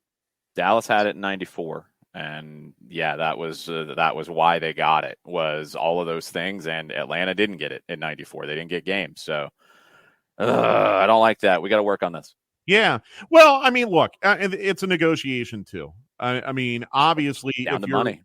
If you're FIFA, try to get the most you can get. Absolutely. You know, look, it's down to money. I mean, can the World Congress Center leadership find a way to make up the revenue? If they can't, I mean, one of the things in the bid, going back through my research in 94, one of the things that they worked through to pay for the rent at the World Congress Center was the hotel industry was going to put money towards that. They were going to put $5 for every hotel stay during the World Cup towards that. Now, of course, we're dealing with different rent charges now than we were then, but you have to find those ways to navigate it to make sense. And ultimately, FIFA is going to want everything they can get, and they're going to put it down to the cities. How much can you give us, and how are you going to pay for it? Yeah, and just on the Twitch pitch, the International Convention Center down by the airport has been brought up. It's my understanding that is not a big enough space, and that FIFA wants everything under the same roof. Yeah. You split the broadcast center between two locations. Keep in mind, too, I think the International Congress Center is owned by either Clayton County or the city of College Park. Yeah, I think the Congress Center you're right. The Congress Center is owned and operated by the state of Georgia. So again, you can always cooperate, but I think FIFA wants everything under one roof. So that's just a little anecdote, a little bit that I have heard, that the broadcast center is now that's become a little more uncertain because Dallas has jumped into the fray on that. All right, I'm going to call my people and get to work on this. We got to get this done. Look, I would hope that it would end up favorably for Atlanta to get the broadcast center. If they don't, in my opinion, it's still all good. Oh, it's still really good. It's still really, really good. It would take a really, really, really good thing into a great thing. Yes. But it doesn't change the fact that Atlanta is going to be hosting multiple World Cup matches. Think about having 4 or 5 Super Bowls in one city, one stadium in the span of a month. Mm-hmm. I just can't. And have pre-events in the years leading up, and have all these other things going on in the run-up to it. And the legacy products that come after. Yeah. And it's going to be more than pitches at MARTA stations, although that's a big part of it. That's going to be a huge part. But yeah, there's so much to it, and it changes everything. And sorry to interrupt you. No, go ahead. Think about the pride that we're going to have as Georgians, where we're going to drive down 75 from Chattanooga to enter the state, or up 95 from Jacksonville, and the Welcome to Georgia sign is going to have the 2026 World Cup logo on it. Yeah. When think of the pride we had when that Olympic logo was on the Welcome to Georgia sign for so many years. It's going to be the same thing. I'll never forget. In 94, New Jersey put the World Cup logo and all the Welcome to New Jersey signs, and I felt very bitter about that because I felt like it should have been in Pennsylvania, growing up in Pennsylvania. Think about the pride we're going to have. I'm sure they're going to do that. I mean, I think the governor's coming on with us next week. We'll ask him, but I'm sure they're going to do that. I mean, this is an absolutely huge boon for not only the city of Atlanta, but the state of Georgia. And if anything more needed to happen to confirm this state and this city's status as an international hub, this is it. There's nothing since the Olympics that matches this, and Super Bowls and national championship games, and get a Final Four back. These things are massive and they're huge events, but this is the biggest thing you can get outside of hosting an Olympics in your city. This is it. And to have, anywhere between, I think 4 is probably going to be the minimum number, 4 and 6 games, and everything in the run up. I mean, I remember the difference in how people looked at Atlanta before they were awarded the Olympics and after. I remember what Atlanta was like before the Olympics, even in the years after the Olympics. And I've said it a million times. I think it took about a decade to catch up to the fact that Atlanta was now one of the greatest international cities in the world, because you put that Olympic tag on it, everybody knows who you are. And now you add a World Cup tag to it. And it's not even just from a soccer perspective. I mean, now I think of cities in the world. I know cities in the world that I've never visited, and I probably never will have the opportunity to, but I know them because they hosted a World Cup game. I know the game that was played in their city. I remember what it felt like. Atlanta's going to be on that list. And kids growing up in Asia or Africa are going to remember a game played at Mercedes-Benz Stadium in a World Cup, and they're going to have a different feeling about Atlanta. And who knows? And we saw it after the Olympics. They might move here because now they've learned about a new place, and they might want to be in Atlanta. And that's why the city's grown so much. It's going to be one of the greatest cities in the world now. I didn't even really think about that. That's a great point. That is a really great point about the Atlanta experience potentially becoming a recruiting mechanism to bring personalities and athletes associated with the game here for good. Well, I mean, Mike, you said it yesterday. There's only 2 cities here in that have hosted a Summer Olympiad, and now will be part of World Cup. Yeah, in America, in the United States, in the United States, Los Angeles, and now Atlanta. I'm going to steal a tweet and say only one of them's got a Waffle House too. At the moment, only LA one can't handle Waffle House. No, has been an Apple burger too, but no. Look. I think this has happened. I'm sure there are examples of this happening. I mean, can you imagine if I don't know. Let's say I'm going to use this as an example, even though I think it's unrealistic. Let's say Messi is still playing in 26 for Argentina, and Argentina gets potted into an Atlanta group, and they use the training ground in Marietta. Well, and Messi, probably even be Mike, man, you're freaking me out, Mike. You're freaking me out. Okay, that may be a bad example. No, I love it. I'm too excited about it. Maybe France gets potted into Atlanta, and Mbappe really likes the commute from the hotel to the training ground in Marietta, and he likes the weather, and he finds that he really likes going to Lila, and all of a sudden now, maybe Mbappe starts thinking more and more. Honestly, Klinsmann relocated to L.A. in large part because of his experience in the 1994 World Cup. And for a short time, that got a lot of us very excited. And then they kicked him out. They sent him to Orange County. And then they did that, yes. Yeah. But, I mean, I don't think you're that far off. We've heard Joseph Martinez talk about how he gets goosebumps when he drives up to Mercedes-Benz Stadium before a home match. Yeah. Just looking at that building. That's a recruiting tool, Mike. It absolutely is. It absolutely is. I mean, Jason, I think you've made a very, very good point. One that happens occasionally. Really considered last night. It could absolutely turn into a recruiting tool. And it's not just Atlanta. It's every city that's in the Cup. It's every city that's in this. It becomes a recruiting tool for the team in town, but it just becomes a recruiting tool for the city. I mean, Atlanta's seen Mercedes-Benz and Porsche and many other, global headquarters come here. You're going to see more after this. It just raises the stature. So the game done changed. It's very exciting that this is going to happen in our city. Let's get into the game this weekend just a little bit, though, because we do have one on Sunday, and we do have a little bit of news ahead of it. We have a rule change, and this is MLS. Sometimes these things happen from time to time. This is a good one. I think this is a smart agreement that the league and the MLSPA made. They've allowed an exception to the limitations on short-term loan agreements, and remember that rule changed before the year, too, where it's not tied to players available. It's not a hardship issue now. Now you can bring up guys from your second team 4 times during the season. They can only play in 2 MLS games. Well, between June 18 and July 3, you have an exception to that for players who are replacing a U20 national team player who's away with qualification, which has always been an issue. And we've always seen teams be reluctant to let guys go. Look, Atlanta probably couldn't let Caleb Wiley go right now, but they let Tyler Wolff go. They need a little help at outside back. They have called up Aiden McFadden from Atlanta United too.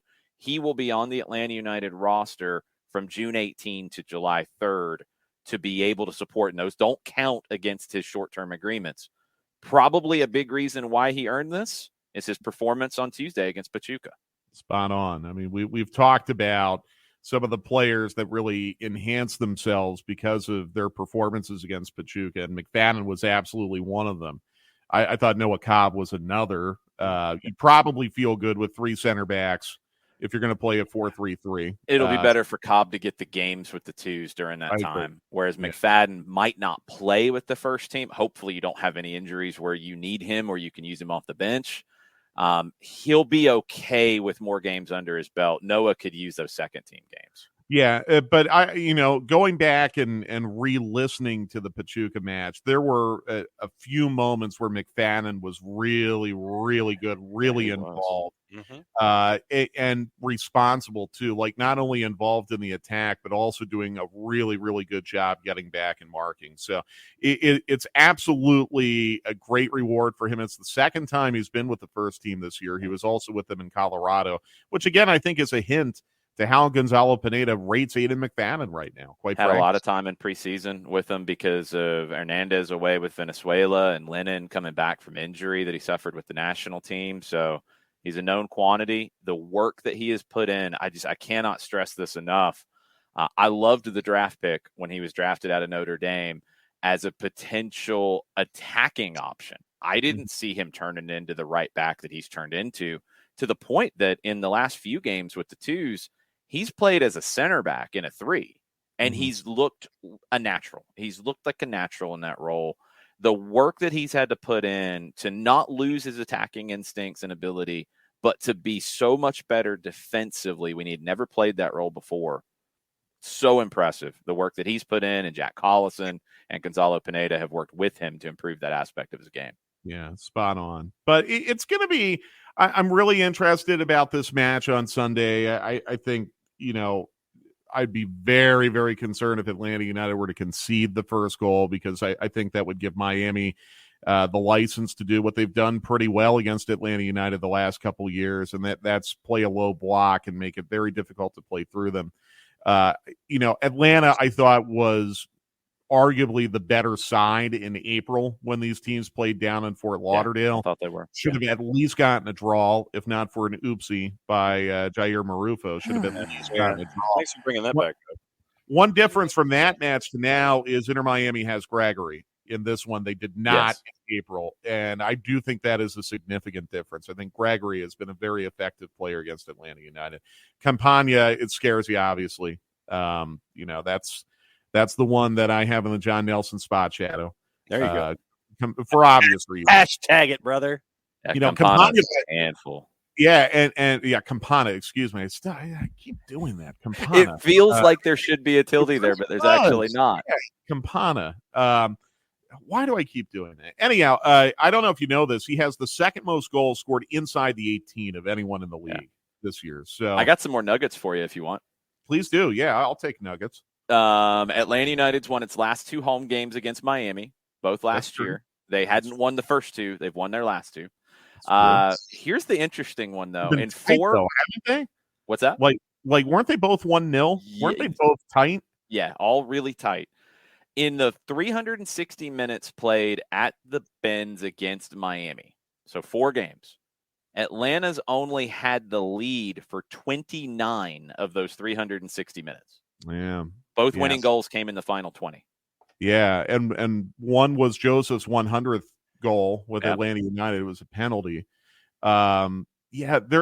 in fact, the outlier really in this series was the 2-1 game that should have been 2-2 down in Fort Lauderdale, because these have typically been very low-scoring games. And I think, again, for the reason that we've kind of outlined, Inter Miami shows Atlanta United a lot of respect.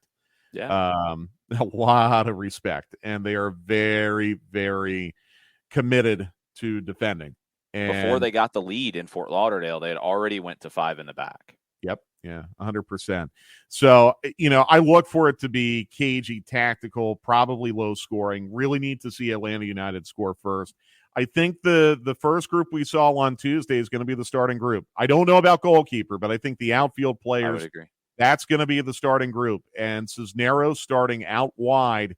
I think this is a big, big test for him. But remember, Cisneros scored against Miami, playing as a center forward on April 24th. I don't think that is just a coincidence that Cisneros would be in the starting group against Inter Miami. Josetu might be a wild card because he's not on the injury report.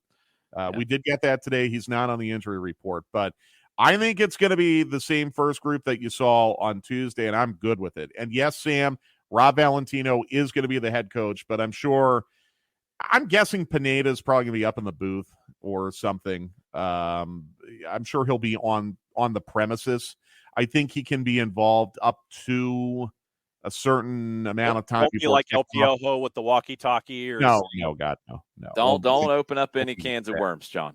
It won't be like that. But Pineda can hand Valentino the lineup card. He could write it and marry it and hand it to him before they get on the bus or something. There's lots of different possibilities. I don't know all the parameters on when he has to not have contact with the team. And by the way, who among us is concerned about Rob Valentino being the head coach this week? Not me. They see the game the same way. The substitutions and making those decisions, not worried about a big change in approach or any of that. Couple of other nuggets on this one. Miami, away from home, they have lost 9 of their last 12. 2 wins, 1 draw in that. They did get the draw in their last away match. That was at Philadelphia. That was a really good performance from them. They haven't gone unbeaten in consecutive road games since last September.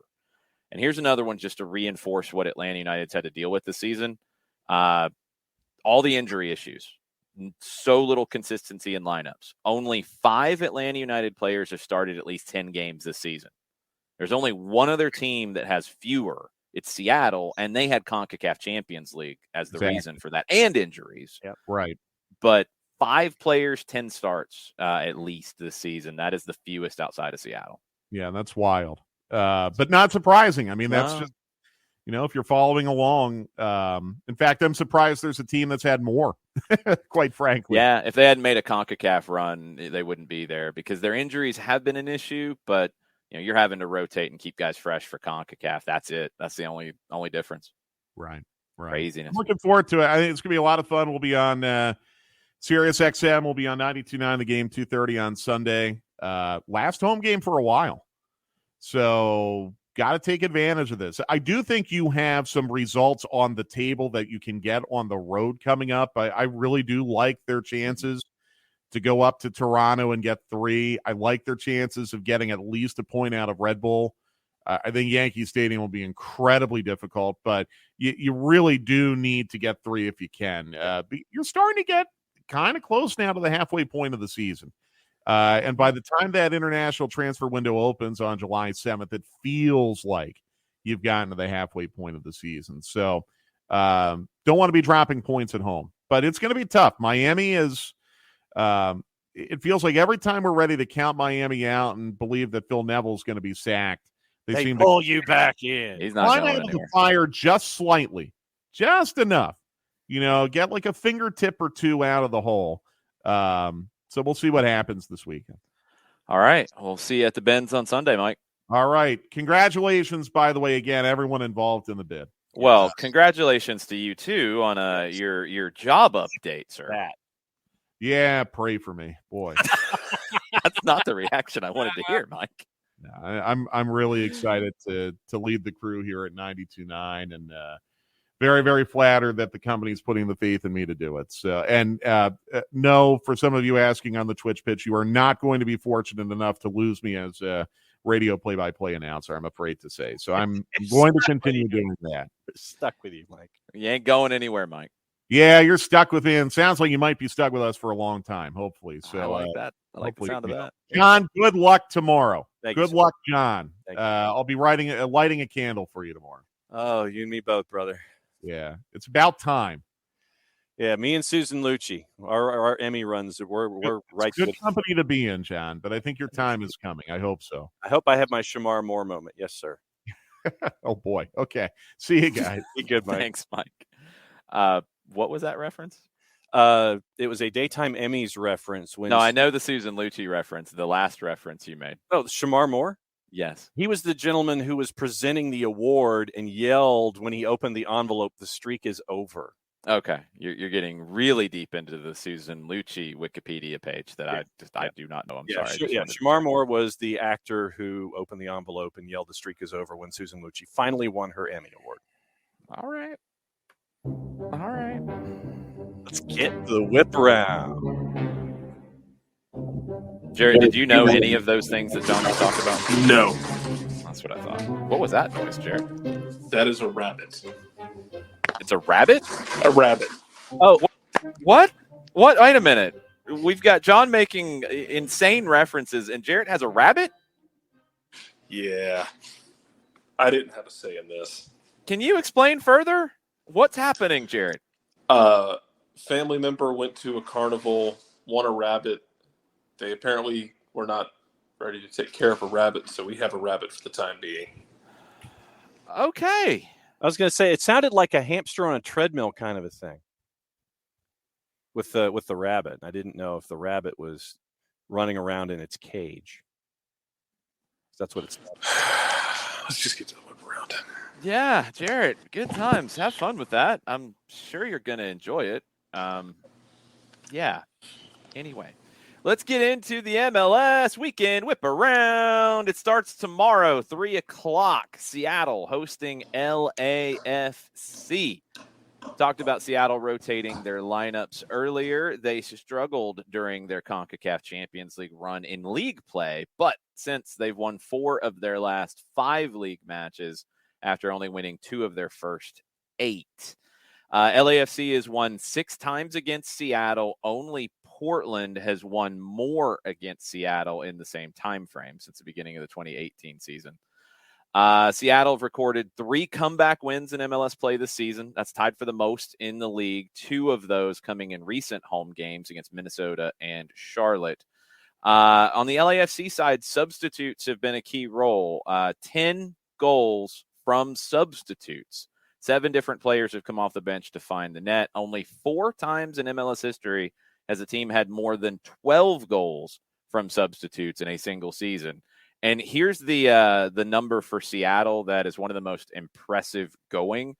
When Nico Ladero and Raul Ruidiaz both score in a game, and that happened Tuesday in the 4-0 win over Vancouver, the Sounders have never lost or tied.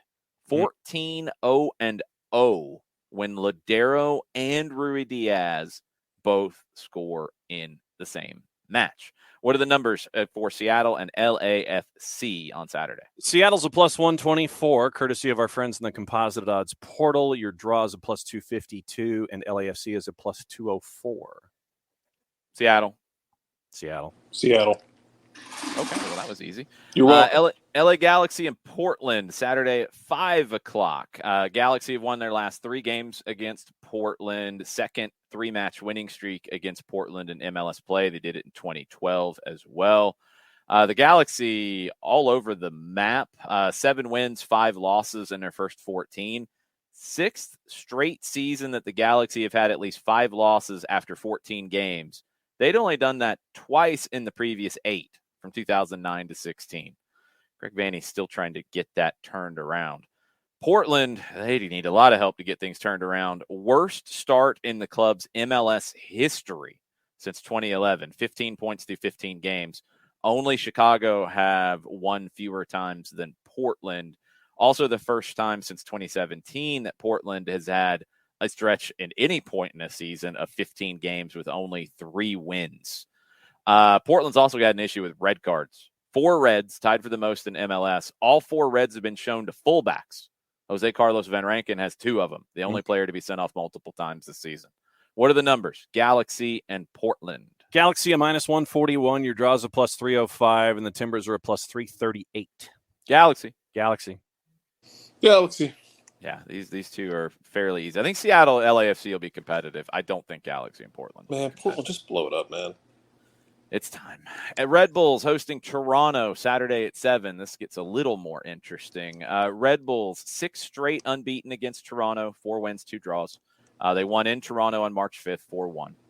Red Bulls have won only one of their last 6 in general, following a 2-0 loss in Charlotte on Saturday. The only win was their only home win of the season against DC on May 28th. Toronto winless in 15 straight on the road. 10 losses, 5 draws.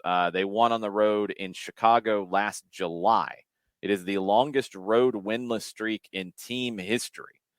Only 3 points in 7 games on the road in 2022. They did draw with DC 2-2 in their last game on the road. Red Bulls only 7 shots in Charlotte on Saturday. They'd had 27 straight games with at least 10 shots. That was the second longest streak in MLS in the last decade. LAFC went 63 straight games with at least 10 shots. That ended in 2020. Went from 2018 to 2020. Toronto has not had a clean sheet in 22 straight games. You're going back to September.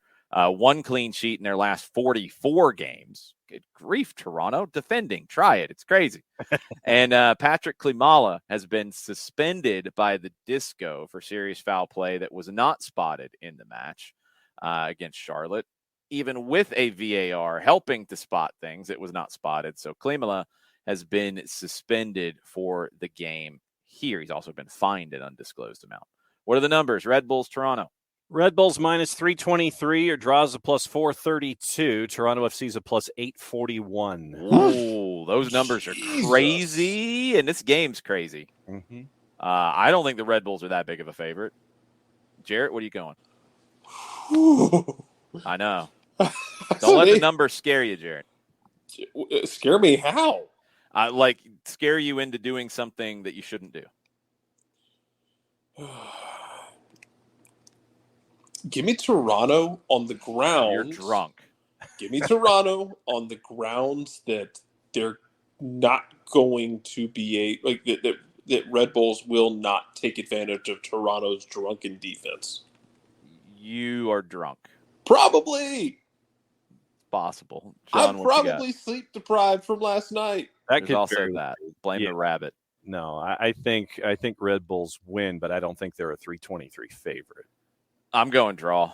I think both teams are not good, and it's sloppy, and it's crazy, and it's 2-2.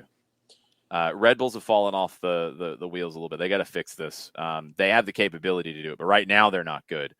They looked really bad in Charlotte. I mean, really bad in Charlotte.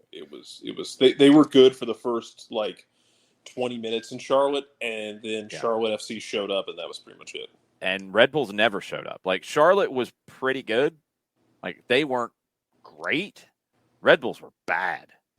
And they haven't been good for a while. Again, 1 win in their last 6. They were really good early. Wheels off the wagon. So I'm going draw 2-2. It'll be dumb and drunk, and there will be a lot of people with juice boxes on either side of that are going to be very entranced by absurdity at Red Bull Arena. All right, so you said you have 4 as your number of goals? Yeah, I got 2-2.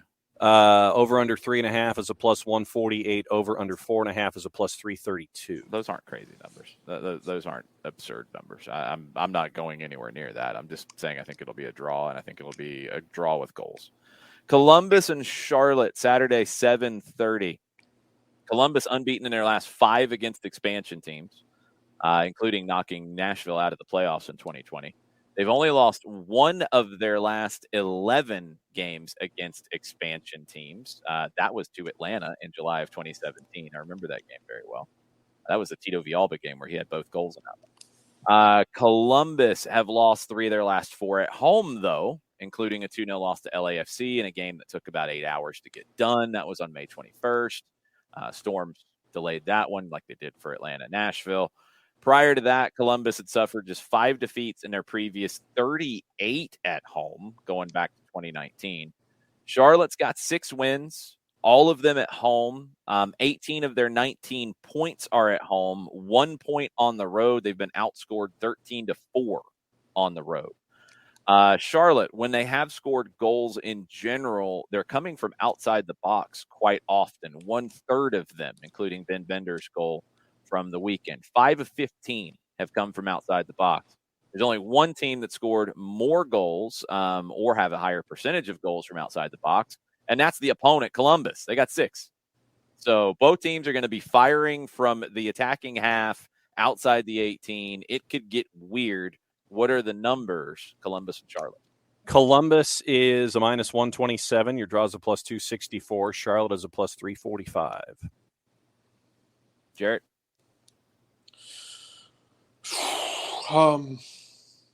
Draw. I'm tempted. Yeah, John? Draw. Crew? I think Columbus wins it. I still have a lot of questions, but I have questions about both teams. And my God questions forbid Columbus are scores louder about early. Charlotte on the road. Yeah. God forbid Columbus scores early and it just becomes just bull. Yeah. I think Columbus finds a way to get it done. Caleb, you going to be mad if someone comes into your house and sits back again? I mean, Yes. Charlotte won't. Playing the style they play. Yeah. Yes, he will. Yes, he would be very mad if that happened. Montreal Stay and mad. Austin, Saturday at 7:30. He probably does stay mad. Montreal, Austin, Saturday, 7:30. First time they've ever played. Austin's only been to Canada one time. They lost last September in Vancouver. Montreal, 23 points in 14 games this season. Second most at this stage of an MLS season, going back to 2013 when they had 29. Montreal's been a fun house this season. 28 goals, 26 conceded. That's insane. Fun house is a good word 26. for it. Let us just laugh at the funny It's term. a fun house. Sixth term team in MLS history to score and concede at least 26 times in the first 14 matches of a season. Doesn't happen very often that you get this level of fun house. Montreal's found it. I guess it's the French thing. Austin have only won 1 of their last 5. Again, Austin, darlings of everybody for a while, and they got mad when you said something about them. Well, Austin, yo, bruh, 1 win in 5. Yep. Are you going to have snippy tweets about that? Oh, I'm sure. They lost 4-1 to the Galaxy in their last match. Snippy tweet away. I don't care. You've won 1 of 5. Pick it up. They've allowed 10 goals in their last 5. They'd only allowed 8 in their first 9. Austin, bruh, stop tweeting. Start winning. Romel Kyoto scored 2 of Montreal's 4 goals in their 4-3 win. Talk about drunk over Cincinnati on May 28th. Second brace in 127 games. He's got 22 goals in Montreal, twice as many goals as any other player in the team since he joined them in 2020. Fagundes has lit up Montreal in his career. 6 goals, 6 assists. It's been his best opponent to play in his career. Now, only 1 of those goals was scored in Montreal. He lit them up generally in New England, not in Montreal. This game's going to be in Montreal. What are the numbers? CF Montreal Impact -103. Your draw's a +288. Austin's a +245. Montreal. Yeah, Montreal. Montreal. I want to believe in. I want to love you, Austin. I want to believe in you. Oh, But they get you are mad if you don't. But you are making it difficult at Beating times. the teams you're supposed to beat and losing to the teams that are better. No, it's not that Not simple. even- This not isn't even cliche that. business here. No, This isn't it's flat track just- bullying. This is just No, they've just fallen this off. is just schizophrenia. Yeah, they've just fallen off. They have not been consistent enough, and they haven't been good enough on the road, frankly. Mm-hmm. So we're gonna find out what it is. It's not that. It's just, are they that good? I'm not so sure they're a contender yet. Orlando and Houston, Saturday, 7:30. Houston, unbeaten in 4 against Orlando. Orlando, winless in 3 straight. First time this season that they've been winless in 3 straight. Dynamo, we've talked about them on the road for years. They have been historically bad on the road. 7 of 67 wins since the start of the 2018 season. 46 losses. In the 7 wins, in 67 games since the start of the 2018 season on the road. They scored at least 3 goals in those 7 wins, while it scored 2 goals or fewer in the other 60 games, winning none of them. So you got to get 3 goals in Orlando, Houston. Can you do this, Dynamo? We'll find out. Robin Janssen got his first goal of the season for Orlando on Wednesday. They drew 1-1 with the Revs. 7th goal by an Orlando defender this season. That's tied with LAFC and Montreal for the most goals by defenders in 2022. And Houston, only 23.2% of their passes this season have been made in the attacking third. That's the lowest percentage of passes made in the attacking third in the league. Just 16.1 touches in the opponent's box per match this season, fewest in the league. So Houston, let's get this straight. You got to score 3 goals to win on the road in the last 5 years, and you're only getting 16 touches in the 18 this season in the opponent's box, and you got to find 3 goals out of 16 touches? Yeah. Okay. What are the numbers, Orlando and Houston? Orlando is a minus 127. Your draw's a plus 274. Houston's a plus 334. Orlando. Jarrett? Orlando. I don't draw. I have issues with Orlando. Draw. Yeah, that's because I have issues. Yeah, I have issues with Orlando, but I have bigger issues with Houston's existence on the road. Yeah. That's where I'm at. Draw is very tempting, but I'm going to go Orlando. Draw. That's where I'm at. That's fine. I'm not mad at that.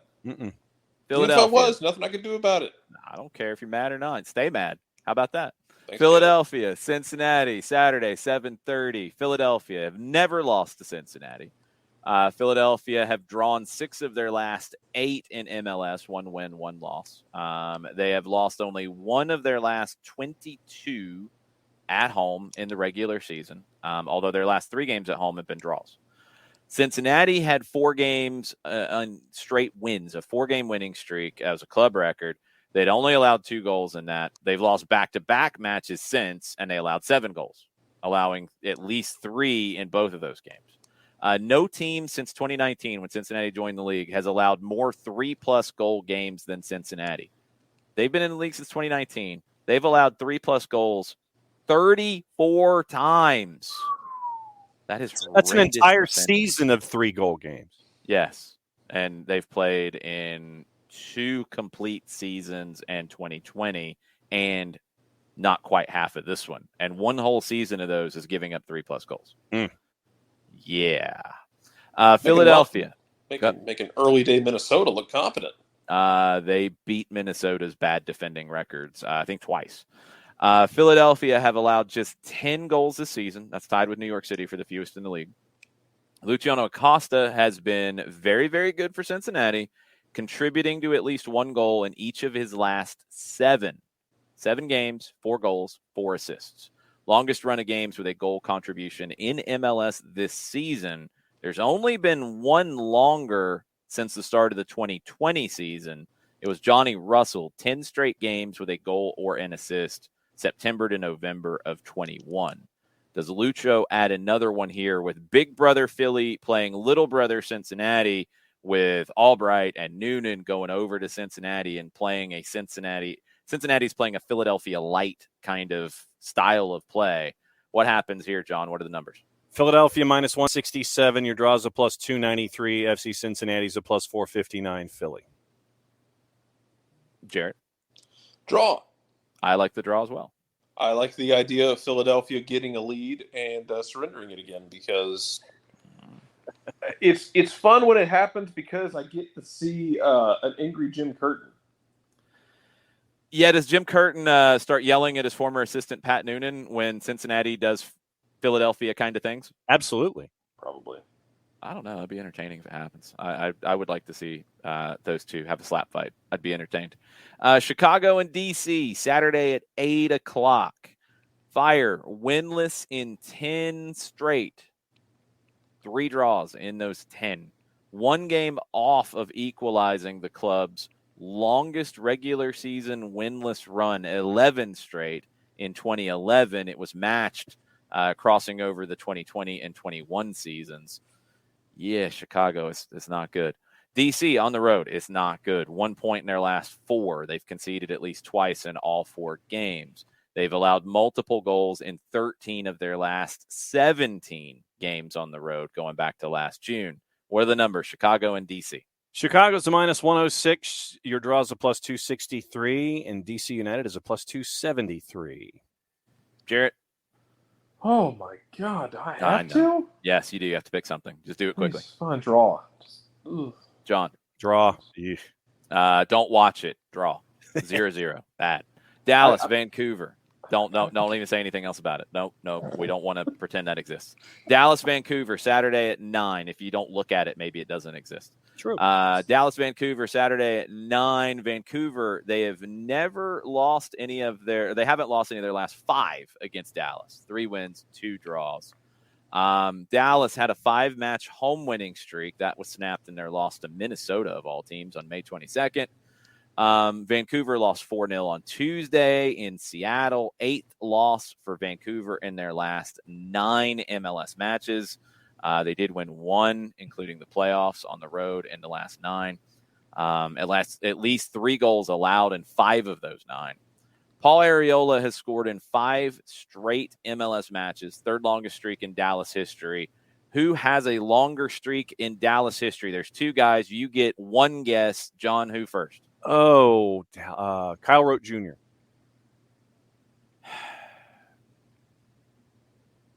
John, that's not even funny.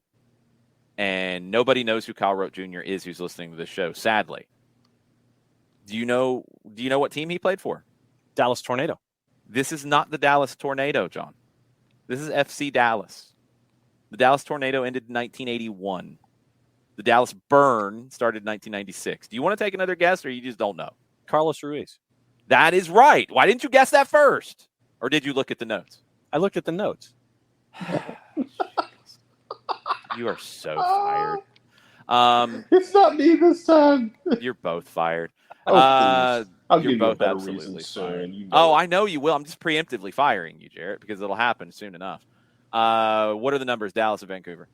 Dallas is a minus 208. Your draw's a plus 334. Vancouver's a plus 554. Dallas. Dallas. RSL San Jose, Saturday, 9:30. Last 2 times these teams have played, game ended 4-3. The road team won the 4-3.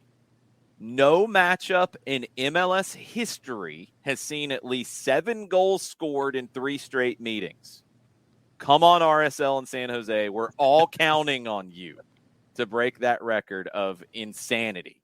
And these are the 2 teams that can do it. Justin Merrim scored his 50th regular season goal in RSL's last game. San Jose had a scoreless draw with Nashville, which doesn't make any sense because scoreless draw and San Jose don't typically go together. That was their 2nd clean sheet of the season. San Jose hasn't had back-to-back clean sheets since October of 2020. They haven't done it in back-to-back games on the road since August of 2015, a long time ago. What are the numbers, RSL and San Jose? RSL's minus 130. Your draw is basically a plus 300. San Jose is north of that at a plus 313. Jarrett? Quakes, baby. Are they going to score 7 goals in the game? I hope so. I do too. That needs to happen. I need some drunkenness. Needs to happen. John, what you got? RSL and your over-under at plus 6.5 is plus 1866. I'm going with a 4-4 draw. And I'm taking the over. I'm taking it. It's going to be insanity. Actually, RSL at home, it might be like a 1-0 win or something. Yeah. I'm gonna go draw between 2 crazy teams. Drunk New England, on warm Tecate or something. Yeah. Hey, that game, it's been drunk on warm Tecate the last 2 times, so I'm okay with that. New England and Minnesota, Sunday at 5. 4th time they've played. The home team has won each of the first 3 times they've played.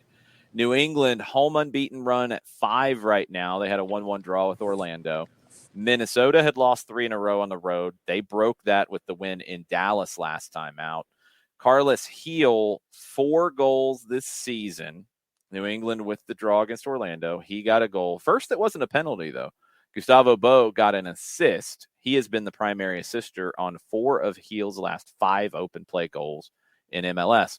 Emmanuel Reynoso, 6 straight games without a goal or an assist. Last time was against Chicago, April 23rd. Longest run for him since he joined the Loons. What are the numbers? Revs minus 159. Your draws a plus 3.25, and Minnesota United's a plus 375. Revs, Matt Turner goes out a winner. Jarrett, what you got? He's fighting a mute button. Can Jarrett beat the mute button? Yes, he can. What is your pick then? Give me Loons in an upset. I think Reynoso is able to get it going again. I think New England wins. That's fine. Are you leaving us right now? No. Okay, I thought good. I would have to, but I don't. Keep going. Okay, good, because we got 2 more games. New York City hosting Colorado Sunday at 5. New York City hasn't lost any of their 5 MLS games against the Rapids. They've won the last 2. They've won their 2 home games against the Rapids by a combined score of 9-1. Oh, Colorado does not like Yankee Stadium or Citi Field or wherever this game might be played. New York City has won 7 of its last 8 in MLS, 1 draw, so unbeaten in 8. They've won 4 in a row. They only have 1 longer winning streak in club history, 5 in 2019. Rapids on the road, no wins. 1 draw, 5 losses. Going back to the end of last season, Colorado has won just 2 of its last 12 on the road. New York City, clean sheet, each of their last 6 in MLS. The 4th team in MLS history to do that. First since 2010 when the Galaxy went 6 straight. There's only been 1 longer run of clean sheets in MLS history, and New York City can tie that with a clean sheet against the Rapids. 7 straight by Houston, June, July of 2007, when the Dynamo went on to win MLS Cup. What are the numbers, NYC and Colorado? At Yankee Stadium, 508 kick. Allegedly, they might move it somewhere else just because. They'll move it to the tennis courts just outside Yankee Stadium. No, that's too small, obviously. Come on. Yeah, NYC's a minus 208. Your draws a plus 334, and Colorado is rapidly approaching plus 550. Yuck. Rapidly. Jarrett, what's your pick? Not the Rapids on the road. That was unintentional, but yeah. NYC, yeah. Not the Rapids. Do they keep a clean sheet? Yes. Yeah. I'm going yes as well, and I'm going NYC wins. Tent manager bounce. Kind of, sort of. We'll see. Nashville, Sporting Kansas City, Sunday at 6. First time Sporting Kansas City has visited the Music City. Nashville, home unbeaten run at 24 now, including playoffs, with their scoreless draw against San Jose. Only 4 longer home unbeaten runs in MLS history. Columbus is the next one on the list at 25 in 2008, 2009. Nashville can equal that here. Kansas City has lost 9 games this season. They lost 2-1 to New England. Sporting has only had more losses after 16 games of a season once, and that was 1999. That's the only time they had fewer points after 16 than they have now. Nashville had scored in 19 straight at home before their scoreless draw with San Jose. Johnny Russell got the goal for SKC against New England, direct free kick. It was Russell's 5th direct free kick goal since 2019, second most in MLS in that time frame. Lucas Zelarayan has the most, 7. What are the numbers? Nashville, Kansas City. Nashville and Kansas City. Nashville's a minus 143. Your draws a plus 262. Sporting is a plus 413. Numbers, Jarrett, pick your pick. What is it? What are you picking? Come on. Nashville. Yes. Sporting sounds like they're going to get some sort of reinforcements coming in, but they still got a lot of holes to plug in that ship. I am picking Nashville as well to win this. Yeah, Nashville. Yeah, I think they get it done. Kansas City, they're going to add some pieces, but they got to wait a while. It's going to be. Yeah, and I'm not. I don't know how I feel about Nashville in general. Like, it's not. There's something off about it to me. What's off? I don't know. I just feel like we've seen a couple times this year where I've watched them. I'm like, defending is what it was, y'all. I mean, you're always going to be able to get stuff from Hany Mukhtar. I want to see the defending, basically ratchet back down. Yeah, I think they're okay. I mean, I think they're okay, but it's not so much that worries me. No, for me, it's more about somebody's got to show that game-winning vibe that Mukhtar shows. Somebody else has got to show it. He can't do everything. He can't carry them to everything, and he hasn't. Look, I mean, CJ Sapong is a really good fit for their style. Akiloba was brought in to take them to another level. He is not. Dax McCarty, Anibal Godoy, Sean Davis, all really good in the holding midfield, but they're there to provide the backbone. You know, you don't have – Daniel Lovitz can create opportunities and get forward, but it just feels like you need one more dangerous player in the attack. And I don't know who that's going to be because I've seen enough of Akiloba. I don't think it's him. I don't know. It's just they're off just a little bit in that side. It's more offense than defense for me. And to your point, what happens to you in the playoffs if someone decides, hey, we're going to mark Hani Mukhtar out of the game? Yeah. Yeah, you're not seeing as much of the marking out of the game like you used to, but you're going to see teams defend deeper against them knowing that they just don't have that. And they're going to try to draw them out and then hit them on the break. I think Nashville, when they control a game, they're a difficult team to beat. But when you get them having to open up, you can find some spaces there. You can find some things. If you could attack behind Lovitz's back, if you attack that right side, you know, whether they're putting Wheel over there or Miller, you know, if they're going to three center backs like we've seen a lot of times, like you can find spacing against them when they open up. I think Atlanta showed that in the games against Nashville, where the game opened up. Nashville did not look as strong in those moments. It helps when you get a super soft penalty to get back in the game too. Hey, I'm not bitter at all. Hey, there's that. But you get teams that can that you know have a firm back line that can basically tell Nashville, hey, you can either build up or you can start trying to hit home run balls against a good defense. It is a different animal.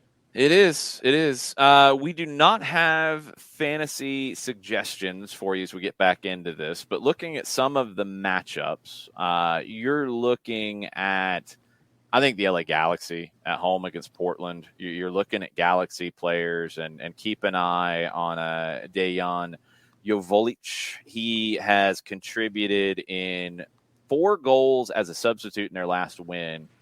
He's been looking really good off the bench. I think they've got to start him to take the next step for the Galaxy. He's one to consider. I think Chicharito is one to consider. Do they go 2 up top? That might be the way to go. You got a lot of players for the Galaxy to consider. I would look at their defense too. I don't think Portland really puts up much on the board here. I'm staying away from the drunken madness of Red Bulls in Toronto. Seattle LAFC could have goals in it, so you might be looking at that. Montreal Austin should have goals in it. I don't think Columbus and Charlotte has many goals in it, so you might be looking at the home team defensively there for the Crew if you feel like they're going to get it done. Philadelphia, Cincinnati, I think you're looking at both defenses because I don't think there's going to be a ton of goals in that. You're looking a lot harder at Philadelphia's defense. Yep. Chicago, DC, you're kind of looking at defenses because both teams are bad. So there might just not be many goals in it because neither team is capable of scoring many goals. So by default, you might be looking at the home team defense for the Fire. I like Dallas. I like Paul Arriola. He is killing it right now. So I really like going to Paul Arriola in my team. RSL San Jose, again, the last 2 times it's been 4-3. So you want goals, you want attackers? Well, RSL San Jose might be the one to go to. And NYC Colorado, I think you're looking at Pigeons, and you're looking at Tati Castellanos, and you're looking at Santiago Rodriguez, and you're looking at maybe Tyler Magno. You're looking at NYC attackers in a big way. Anybody else stand out to you guys? I went early in the week on Seattle because it was a double game week, and they were playing Vancouver to start. So I had Arriaga Ladero and Jackson Reagan paid off for me cheap defensively. I've gone heavy NYC. I've got Galaxy. I went with Arriola as well. I've got Philly defense, and I also went with Koulibaly at the back for Los Angeles. For Portland, Sean Johnson in net. Okay. good calls. I think Seattle, if you had those guys in, if you had New England players in, you might be okay there. Orlando players, if you had Raul Ruiz-Diaz as a captain in your earlier game of the week, and he's your captain for this game too, you might be very happy, like me. I like the 26 points on the board. That's pretty cool. I didn't go so well with some of the other picks, but you can only get a few right. Jarrett, who else are you looking at this weekend? I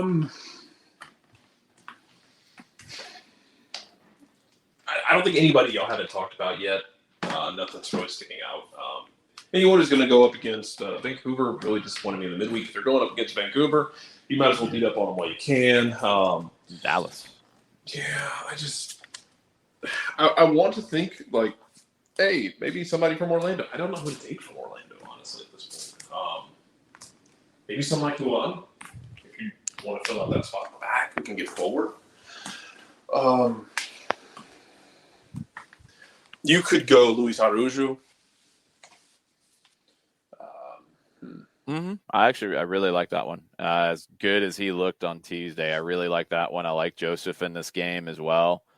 I like Brooks Lennon with all the chances he creates. I like that. You might have to try to get wide in this game where Miami tries to pack things back. So, yeah, all strong possibilities here. All very, very strong possibilities. Yeah, I think that's where I'm at with it. All right, that's going to do it for us. Again, there's a ton of content in our various platforms. You can go back and watch stuff from yesterday on Twitch from the stadium, and go back and listen to Jarrett and John's recap of the night at the Benz and all the comments from folks afterwards. We're going to hear from Nico Moreno later today, have an interview with him, previewing the weekend in MLS. 2 games this weekend. The 2s are up tomorrow night. ESPN Plus, Hartford Athletic coming to town. Now we know Aiden McFadden will be with the first team. That game's at 3:00 on Sunday. I think a 3:08 kick. I don't have it in front of me. I believe it is a normal kickoff time. 2:30 broadcast time for us on 92.9 The Game and the Odyssey app and the Atlanta United app. I don't know if we're on Sirius XM FC, but we very well could be for that one as well. And no John with the 2s on Saturday. Where are you going to be, John? I will be in a hotel banquet room. Oh, by the way, yes, it is a 3:08 kick according to MLS Soccer. Thank you, John. Start with don't bury the lead, because just saying you're in a hotel banquet room, that could go a million different places, and I want to cut that off. Nominated for a regional Emmy for best sports feature, so we'll see if we end up with hardware on Saturday night, and if hardware does happen, there will be a massive text chain with a picture of an award. Very, very cool. Well, good luck. We all got our fingers crossed. We'll miss you at the action at the Fraction. I might even say it on the broadcast for you, maybe, depending on how good of a mood I'm in. Who's joining you in the booth? This is going to be a little different. This is going to be interesting because we're trying something a little different here. Our good friend Jeff Larinowitz not available for this, so Jamie Henderson, Atlanta United scout, is going to be hanging out with me in the booth in Kennesaw. Jamie's been with the club for a long time. Really looking forward to getting his perspective on not just Atlanta United too, but on Hartford as well, and who knows where the conversation could go. You know how action at the Fraction can get. Things get crazy. So looking forward to hanging out with Jamie Henderson. He'll be on the call with me on Saturday night from Kennesaw. So that's 7:30. Again, first team game, 3:08 kick, broadcast at 2:30 on 92.9 The Game and Odyssey app, and maybe Sirius XM FC and the Atlanta United app, all those places. And then we'll be back on Monday to recap all of it and everything else going on. I know there's a bunch of things happening in Europe right now with player movement and player transfers. Niall is going to be all over that from the Premier League perspective. He should have a piece up at soccerdownhere.net on Monday is the plan, because there's going to be a lot of moving pieces between now and then. So we'll give you a heads up when that goes out, and we will get caught up on everything from the weekend in MLS and everything worldwide on Monday between Soccer Down Here and Soccer Over There Monday night. It is a very hectic time in the game worldwide right now, and we're all doing our best to keep our heads above water. So keep your fingers crossed for John at the Southeastern Emmy Awards. Join us for the Twos game. Join us for the first team game, and then join us on Monday. Y'all have a good weekend. Much platio. Much platio. Much platio.